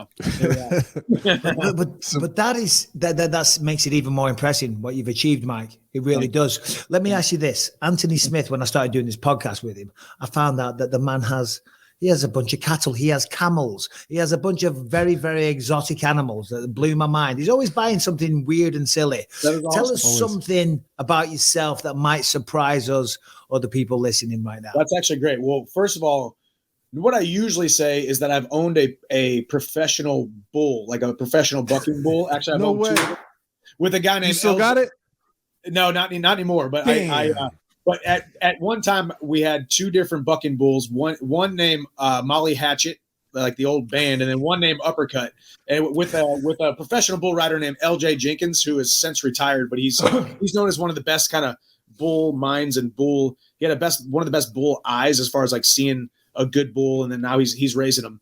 But to stay on the exotic animal track, my wife, I actually inherited a zebra when I married her. So there's an exotic animal farm a little bit south of Columbia, Missouri called Lolly Brothers. And my father-in-law has a zebra along with two horses on his ranch in Missouri. So I go back and see Zeb the zebra every now and then. Michael Chandler and I are meant to be best friends. Exactly. And we just figured this out. Yes. Did we just become best friends? Anthony, what movie? Hold on. Michael Chandler, don't say anything. Anthony, did we just become best friends? What movie is that? Step Brothers. See, I got one. Okay. I got a little thing that we do on the show, Mike. He doesn't watch any movies. Oh, he's one of those guys. That's good. Yeah. I like those guys though too. I mean, like I like the guys who can really pull out the one-liners from the movies, but then I also like the guy where like, you seriously haven't seen that movie? Yeah. There's a place for me here, Mr. Business. I've got a life. I don't watch juvenile movies. But Anthony, how jealous are you that you don't have a zebra? I don't have a goddamn zebra. Okay. For the longest time, I wanted to go to Texas and get a tiger because my brother knows like 5 people that have tigers. I just can't get away with it here in Nebraska. I just can't because I'm not in Texas, but I could definitely have a zebra. I'm gonna have to look into a zebra. Yeah, actually, so not far from you, Michael. Where are you at, Anthony? Are you still in Omaha? I'm in Omaha. You're still there. So I was just in Temecula. You know where Temecula is? Obviously? Oh yeah, that's 30 minutes from where I am. Okay, so we just did this event this past weekend. Tim Kennedy was there. We did, it's called Operation Black Site, where we teach people self-defense and small arms training and all that kind of stuff. But we brought the real Tarzan in. You know who that is from Instagram? The real Tarzan. He does all these animal things. Yeah. He's like a real ripped black guy. Yeah, Mike Holston, but he goes by the real Tarzan. We had camels, we had alpacas, we had ostriches. There's a 26-acre ranch in Temecula that they've now turned into kind of an exotic petting zoo farm as well. So what does that guy do? Because the only thing I ever see him do is hang out with super hot chicks, and he'll just be having like a Komodo dragon walking through his living room or something. Yeah. It's the craziest thing. Yeah, so he literally has become, one of the most influential, biggest platform just animal lovers on the planet, right? Mm-hmm. And he does a lot of philanthropy and raising awareness for poaching and just all of the different animal causes, right? As well as, some of the kind of save the earth, the plastics and all that kind of stuff as well. Like just a solid dude who made his passion animals. And also I heard him explain it on a podcast where he's like, most people are afraid of snakes. That's like one of people's biggest fears. So my biggest love became snakes because I want to take away people's fear or dampen people's fear of snakes. He brought out like 2 20-foot reticulated pythons to a group of like 40 people. They were slithering around on the mats with us this past weekend. And it was like, he's made that mission, and obviously he brings sponsors on, and that's how he makes his living. So I'm not exactly scared of snakes, but my son, he has a tarantula, he has a bearded dragon, he loves animals. He wanted to get a snake, right? And I said no, because people that have snakes are weirdos. Okay. When I grew up, anyone that had a pet snake in a tank was a weirdo. Where do you stand on this, Mike? Yeah, I mean, it's definitely not my cup of tea. I mean, it's definitely like, I mean, I barely wanted a dog like lately, mainly because I'm just busy as heck. But like, yeah, I'm not a big reptile guy. It was cool to hold the snake. I mean, we're talking like 15, 20 foot around my neck. And it was kind of cool for a second, but I don't know enough about it, nor do I have the time or the know-how to. It was cool for a moment, and that he brought out a Komodo dragon or something like that. But I wouldn't say they're weirdos. I would just say that their interests are a little bit weirder than mine. They're individuals. Our producer, Mike Harrington, I believe he put a tweet out. So Harrington, come and join the show, please, my friend. And a few questions from the fan base. What's up, Iron Mike? Yeah, all those coming in, man. Tons of them. Yeah, there actually was a lot. Yeah, like hundreds and hundreds. So Harrington I'm assuming you've scoured them with a fine tooth comb to find the most intellectual questions, of course. Mm-hmm. Yes. I figured I would lob you up a softball to begin with. Better wrestling program, Mizzou or Penn State? Gosh, man. You're going to make him pick against his. Yeah, logically, Penn State is just freaking so dang good. But obviously, I'll believe black and gold to the day I die. But Penn State is a better program, let's be honest. But Mizzou's on its way. All right. Hell yeah. Okay. Let's see here. Emilio wants to know, what's the biggest takeaway from having two boys now instead of one, and what kind of advice would you give someone who's always trying to work out? Great question. So as far as the boys go, man, just the dad guilt that that they don't tell you about before you have kids. It adds a little bit to that, not to dampen the mood, but like, the guilt of like, have I done enough? Am I doing enough? Am I raising these boys right? But also bringing in the second also makes you very, very thankful for the first, because obviously he's not your only child anymore, but then he's going through the growing pains of, hey, do you even love me anymore? It seems like you got to take care of this little blob of cryingness all the time, right? So the jealousy stuff comes in. So you're just kind of dealing with these new little challenges. But having two gives you double the purpose and double the why. I love it. And then as far as somebody who works out all the time, show yourself the grace that you're not going to have great days every single day. Just making sure you do something, and the number on the scale isn't the most important thing as long as you're feeling the best you possibly can. All right. Hell yeah. One more, Harrington. Oh, one more? All right. I gotta do this then, just because we had, I don't know, roughly 40 of these come through. Michael, what do you think of Arman Tsarukyan's recent call out? What he said about you having the lowest fight IQ, and how do you think a matchup between the two of you would go? I didn't respond because I haven't even seen him fight. So not disrespecting or whatever. Shade thrown. Whoa. That's the most disrespectful thing I've ever heard. He was like, listen, I don't even know who the fuck he is. Well, that's not what I said. Who the fuck is that guy? I know he fought Gamrot. Like I haven't really seen Gamrot fight either. I appreciate the call out. That's exactly what I would do if I was him. But like, no thanks, man. So I haven't even. I'm over here talking about Conor and Tough. You think I'm worried about freaking Arman Tsarukyan with a silent T at the beginning of his name? I was going to say Tsarukyan with a T. Just Tsarukyan. Hey, so when I seen that before it was a good call out. Good for him though. He was coming at me, but that's not how you get a fight, dude. It was a great call out, but I disagreed with what he said when I read it. And I almost wanted to respond because I sat there ringside right behind Rogan and watched you fight Poirier. Yep. And so I think I said this on the post show that I could see the internal battle that you were having with yourself. Like you see, I think you get this fight IQ argument all the time. Like he doesn't have a fight IQ. I watched you know the right decision to make, and then purposely go the other direction because that was more exciting and more violent and more. Which one? When? With Poirier. When like the would have been the second round. Would have been the second round. Second round, I took him down and held him down the whole time, right? Was it the first round you got the takedown and then he started to scramble up and instead of Matt returning him, you decided to let him go so you could land a big shot? Yeah, well, I think regrettably, as a world-class wrestler, I would say, or at least a world-class American wrestler, and a guy who like had one of the coolest suplexes ever on Vincent Henderson, that was a really crappy mat return. I think I was like half suplex. Oh, wait, it's a mat return. Oh, wait, my foot kind of rolled a little bit, and I basically lost balance and fell, and I was not happy about that. So maybe that's what you're talking about.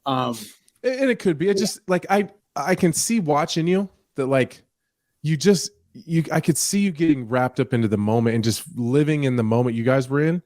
And then in the second round, like, all right, there's the game plan. All right, let's get the takedown. Let's win the position that we're in right now.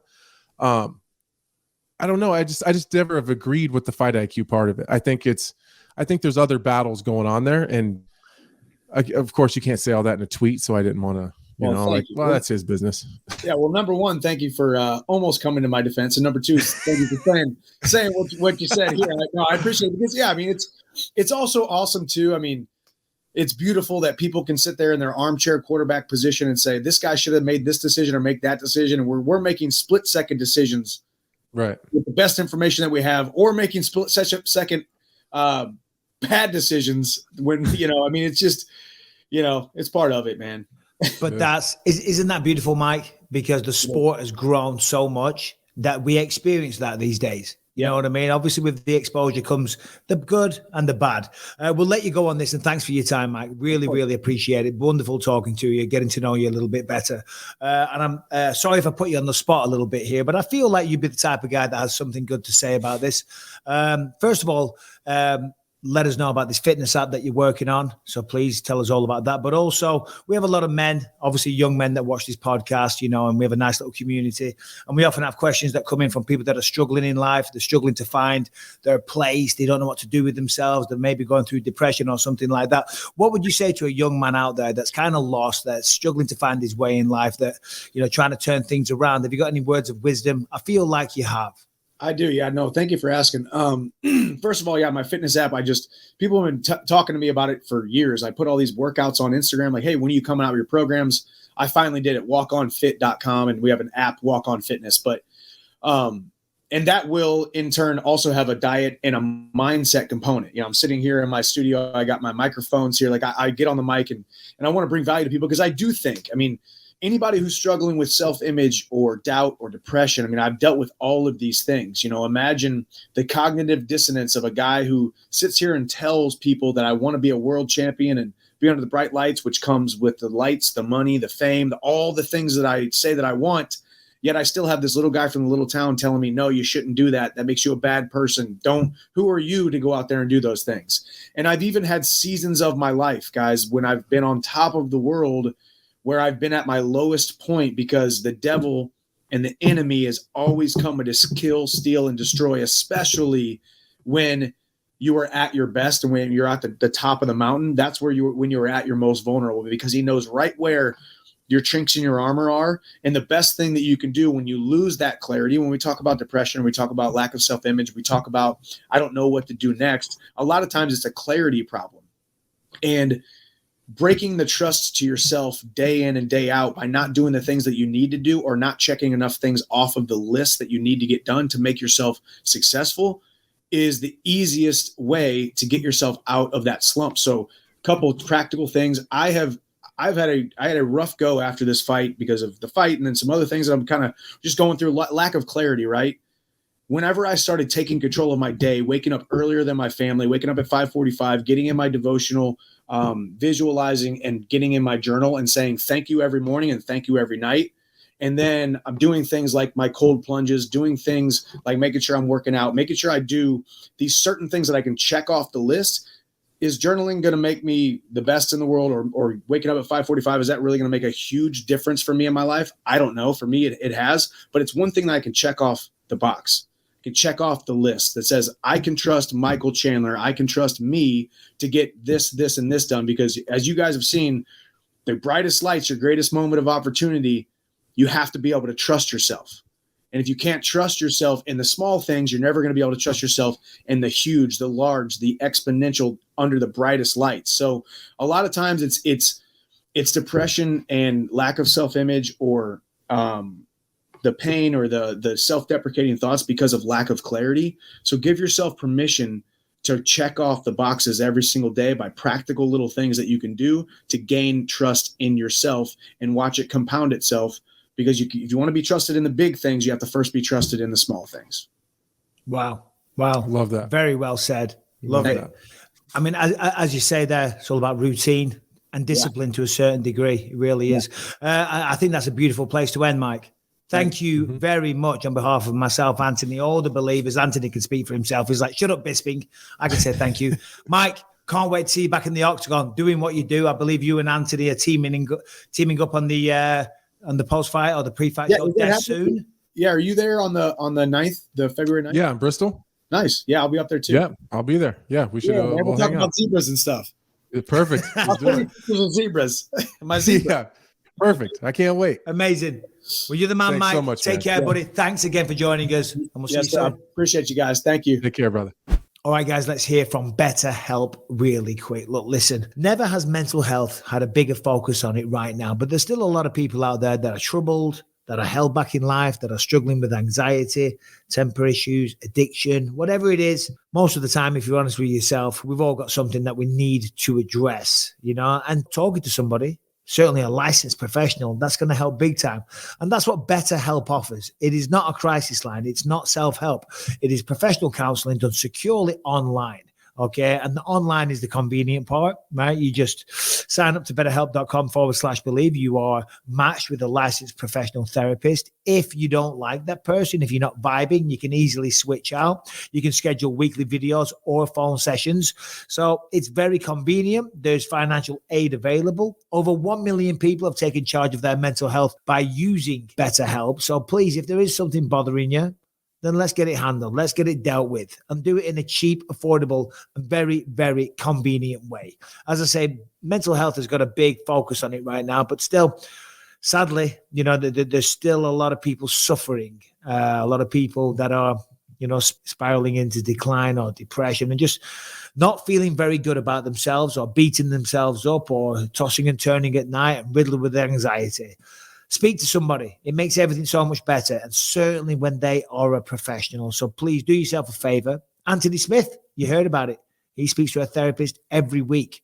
I want to speak to a therapist, so I'll probably do this as well. So sign up to betterhelp.com/believe. You'll get 10% off your first month. So as I say, nice little discount. And there is financial aid available if you qualify. So betterhelp.com/believe. That is to get 10% off your first month, and good luck. And there he is, Michael Chandler. I mean, I say this every time because I'm appreciative of all the guests that we have, but might have been the greatest guest we ever had in the history of Believe You Me. He was pretty good, man. He checks all the boxes. He's crazy exciting. He's a fantastic fighter. He said all the right things, and you can tell it's real. Like he's not just hitting sound bites. You know what I mean? And his Wi-Fi connection is solid, unlike yours. It's definitely better than mine. Apparently, it was good the whole show. I don't know what's going on. You did great. It's just falling apart. I was going to say someone's career, but that would have been mean. And there he's gone, and now he's back. Guys, Chandler, thank you very much. And you know what? He's making the debut on the desk. Yeah. And then they all want to commentate. Everyone's publicly trying to steal my job. And I don't like it. I understand, be ambitious. That's how I pay my bills. Everyone, Bilal, they're all on there. Oh, yeah, I'll be commentating soon. There's only enough spots to go around, okay? That's my job. I did an 11-year apprenticeship. Okay, I was Karen Bryant's sidekick for a long time, right? Back off, Chandler, and back off, Smith. I haven't even talked about taking your job yet. I'm putting my work in at the desk. I just figure when there's a spot open, I'll get it. Anthony's like, I'm just going to allow you enough rope to hang yourself. We all know you're going to fuck up eventually, Bisping, and then you're going to get fired. All right, listen, we love to hear from you. We love to answer your questions. If you have one, then please send it into bympod@gmail.com. Seriously, ask us anything you want, but try and make it an insightful, educated, interesting question. Harrington, I have to cue him up every time. I mean, I'm just letting you finish. I don't want to step on your words there. I will tell you, if you are enjoying this show on iTunes, Spotify, wherever you find podcasts, make sure you subscribe to the show and you leave a 5-star rating, positive review. It helps out on those platforms. If you're watching on YouTube, make sure you subscribe to the channel and you hit that notification bell to find out whenever a new episode drops. And if you want to catch over 400 episodes completely ad-free and uncensored, head to gasdigitalnetwork.com, use the promo code BYM, get yourself a 7-day free trial, check out over 20 great shows on the network. Don't jump off just yet, Harrington. Let's get a 4-shot. I think people like to hear from the boys real quick, and I know we all got lives. Mm-hmm. Everything good with you two? Oh, yeah. And so we had a guy call in a couple weeks ago and do the 1 chip challenge and then challenged all of us to do it. So I just went and bought them, and I'm going to the post office tomorrow to send you boys yours. So what, we're doing this on air? Oh, yeah, on Thursday, if they get there in time, I'll make sure they get there. Whoa! Hold on a minute. This was never agreed to. I feel like it was a while back, and everybody said, "Yeah, we'll do that on air." Mike, we did. And then I ordered good them. with the spice. Not only am I white, I'm English. Right? We have the plainest food on planet Earth. Okay. You gotta train yourself. Well, I can't.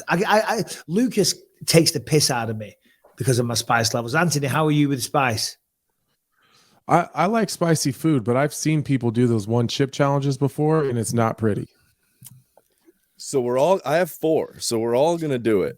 And I have to figure out if there needs to be like an elimination sort of game, or like we're all just going to do it like. Well, in the comment section, maybe give us some suggestions on how we can eliminate this. We do need to do a game. We need to do a game. And as you get eliminated, you do the chip. And the winner doesn't have to take it. No, I feel like everybody has to do it anyway. No, the winner doesn't have to take it. And if you want to be a real one, if you want to be top G, they take it anyway. Mike's getting red pilled. Yep. No. The winner doesn't have to take it. Because you can cheat and win? No, but that's the whole point. We've played games with you before. We know how this goes. Harrington and Brian adjudicated that one. As somebody who plans on winning this game, I think everybody should eat it anyway. How about this? How about I buy the chips and I send them to you? Because we don't know if Brian's opened his, put it in like a receptacle of milk. You know what I mean? Like to take the spice level off. And he's like, oh yeah, bro, doesn't even bother me. And by the way, if you shoot someone with a blank in it and you kill him, you're still legally your fault. Okay, the law says. Just wait. You're gonna get it in the comments. You're gonna get it in the comments for sure. Comments go fuck themselves.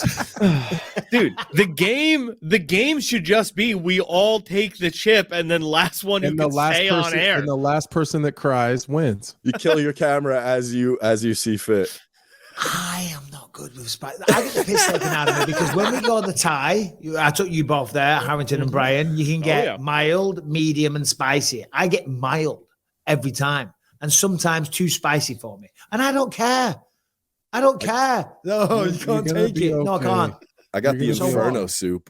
I got it as hot as they could make it. Oh, Mike, I believe in you. Man. I believe in you. Yeah, dude, we all believe in you. I believe in you. Believe, conceive, achieve. Also, you guys should definitely wear gloves when you're handling these chips. Oh, but that doesn't sound good. What part of that makes me want to do this? Well, no one wants to do this. You don't want to touch your face. You need to do it for the Brian. Hold them up and give us a bit of a deets on the chip. What's it say on? Does it? Oh, don't read it to him. Don't read it to him. He won't take it. Don't read it. Read it. We want to know. We're getting the believers hyped up for Thursday. It says if you're a retired UFC fighter, you shouldn't take it.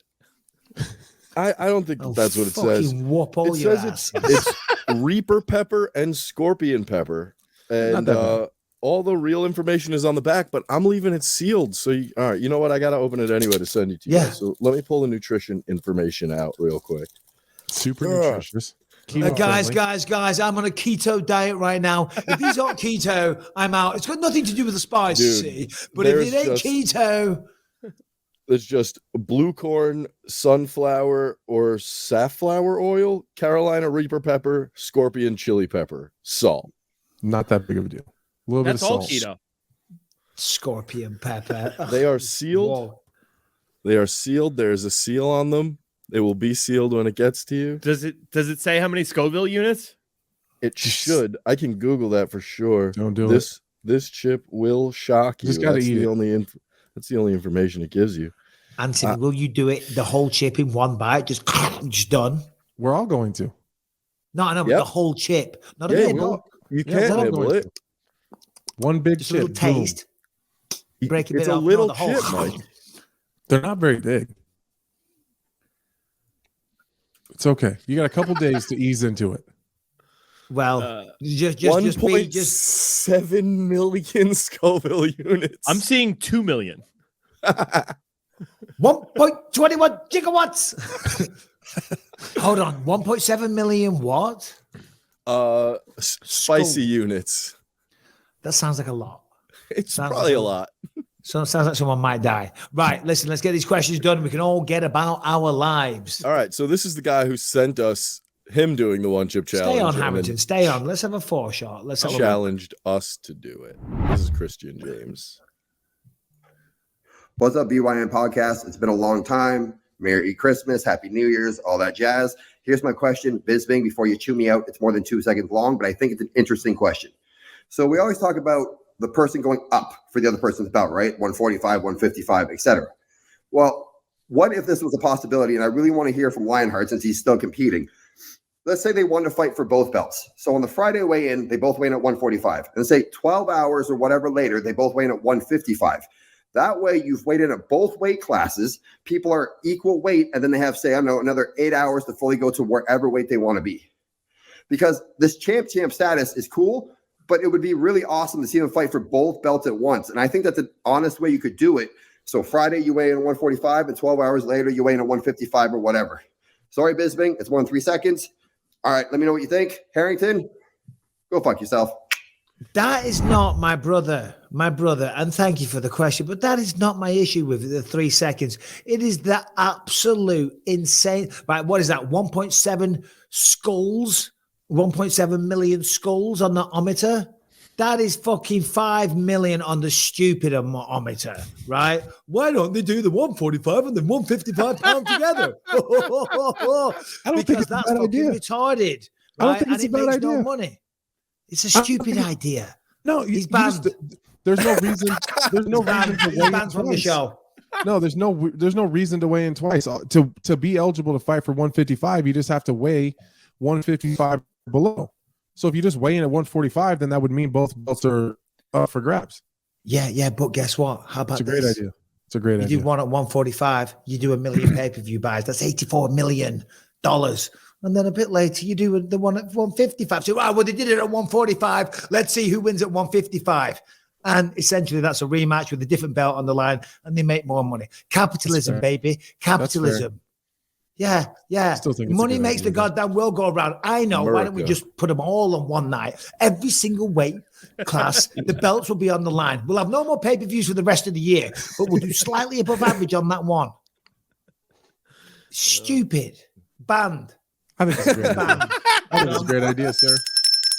Shame belt. The band hammer. Come on, I'm kidding. All right, so we have another question here. This man is Jay Allen from Florida. Fellas, this is Jay from Florida. B. Smith and Michael Bisping, the same question in the interest of time. Y'all were talking about the missing eyeball last episode. Michael Bisping, if you did have a successful commentary career and podcast when you did get the eye injury, do you think you still would continue to fight? Same question to Anthony Smith. Now that you have that commentary gig and the podcast, do you think you will end up retiring earlier than you would have? That's all I got. And Harrington, I know you take a lot of abuse, bro, but you really do have one of those go fuck yourself kind of faces.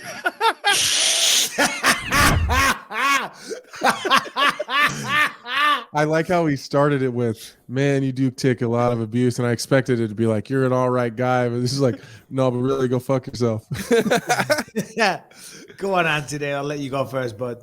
I think that's fair to say. I think a lot of people in the sport don't have a secondary career ready to go and don't either don't have the ability or don't make the money that it takes to go on and live the rest of your life. So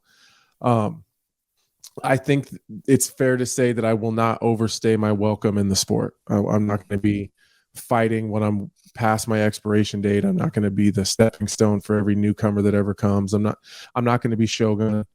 I'm like if I'm Glover's age and I'm still fighting for titles, I'll keep going, but I'm not going to, again, love Tony, love Shogun, love a lot of those guys, but that's not going to be me.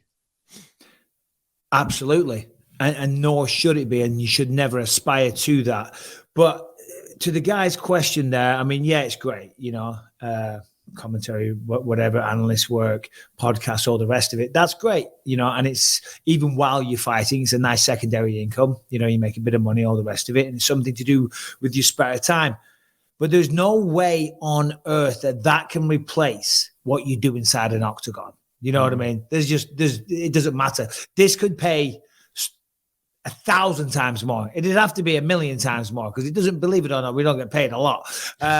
It's not going to it wouldn't have made me, nor would it make you, or if I was still fighting. It doesn't, regardless of how successful it got, how much I got paid commentating. I think fighting is who we are. We are fighters by definition. You know what I mean? And there is nothing on this planet that can compare with the thrill of walking into the octagon and fighting against someone your size and weight, skill level, somebody, the entire world tuning in, getting paid decently for doing it. That's the best thrill on planet Earth. And I don't think, this is great to supplement it, and it's something to build. And that when you retire, you have something to do and something to fill your time, and obviously a way to still make money and to stay in the sport. But regardless of the situation, I would have still continued fighting until the time was right to walk away. 100% agree. All right, we'll do one more. All right, so we got one more here. I think Anthony's Wi-Fi is I don't know what's waning faster. Yeah, is it getting worse? You want to do the last question and just let me dip out? So it's not all fucked up. I want you. No, that's what. Okay, we'll do the last question. I like to see the frustration on your face. It's so frustrating. I hate it. I hate it. All right. Sorry, guys. This last one is from Haziel. Haziel from Houston here. In honor of Brandon Reynolds becoming champ once again, repping Mexico through and through. What's your guys' favorite Mexican food?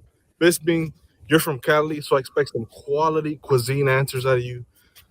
Mr. Smith, I don't know how many Mexicans they got in Nebraska, but if you start saying the dog shit they have at Taco Bell is your favorite Mexican food, I take personal offense to that, and we're fighting. Those are just the rules. Because we're keeping it in the culture. Harrington, chinga toda tu reputísima madre, cabrón, eh? Vete a la mera verga, hijo de tu puta madre, eh? Pedazo de mierda. Also, get Adrian Yanis on the podcast already. Him versus Rob Font got announced ages ago. That's a good shout. Anthony, favorite Mexican food? Man, there's this Mexican restaurant not far from my house that has this. The meal's called Molcajete. It comes in like a volcano bowl. It's incredible. If not that, I'd say I'm pretty simple with a green chili burrito. I like green chili a lot. Yeah, I'm trying to think. So like, there's one in Vegas, but there's a few of them around here where we live. It's a very high-end Mexican called Javier's, right? Super expensive. And it's not all that. Do you know what I mean? You don't necessarily get what you pay for. Don't get me wrong. It's a beautiful restaurant, and the fittings of the chairs and the tables and the drinks are super expensive. But the food's not all that. No offense, Javier's, and they don't accept reservations. What kind of decent restaurant doesn't allow you to make what kind a of reservation? shit is that? What kind of shit is that? I don't know. I mean, I do like the tacos. I do like the quesadilla. I like the queso. That sounds like Taco Bell. I like the queso, the melted cheese, and you get a bit of this and that. What's something good in Mexican that I like? Oh God, chorizo, bro. I like the chorizo on the queso. The chorizo queso. I don't know. It's all pretty. It's all pretty good. It's decent. It's all right. I'll be honest. I don't get excited by the beans and the rice. Nah, it's not. It's not my jam. You know what I mean? Like Saturday night, I was at a restaurant, a Mexican Saturday night. I got fajitas. Mm-hmm. I like a good fajita. I like a fajita because I'm trying to keep it low carb. You know what I mean? So that's a good choice. This keto shit again. Here we go. But the rice and the beans with everything. The table was just, everyone had rice and beans on the side. You know what I mean? They got to mix up the sides. I think that's just part of it, right? Like rice and beans with every Mexican meal. That's just how it goes. Yeah. That's what I'm saying. You got to mix it up. It's like rice with Asian food. If I get a steak at a steakhouse, I can choose my sides. That's fair. You know what I mean? I don't want force-fed fucking beans. We need to change the culture. We're bringing it in. Anyway, guys, thank you very much. Thank you for the question. Hamilton, what's your favorite Mexican food? Definitely a burrito or chimichanga. That's the fried burrito. Ooh, so good. So good. Hold on. I want my chimichanga. What movie is that? He wants his chimichanga. I don't know. What is it? Hamilton? Deadpool? I don't know. Meet the fuckers. I mean, you're going deep in the well at this point. I just wanted to let him know we had Adrian on about 50 episodes ago. So yeah, we did, and I think that's his point. 50 episodes. Adrian Yanez, prepare to receive a DM from me or Anthony or Harrington because he books everyone apparently. Apparently. Yeah. Anyway, that's it, guys. See you on Thursday. Oh, big shout out Michael Chandler. Anthony, any pearls of wisdom to sign off on? No, I had a good time talking with Michael Chandler, and I'll see you guys Thursday.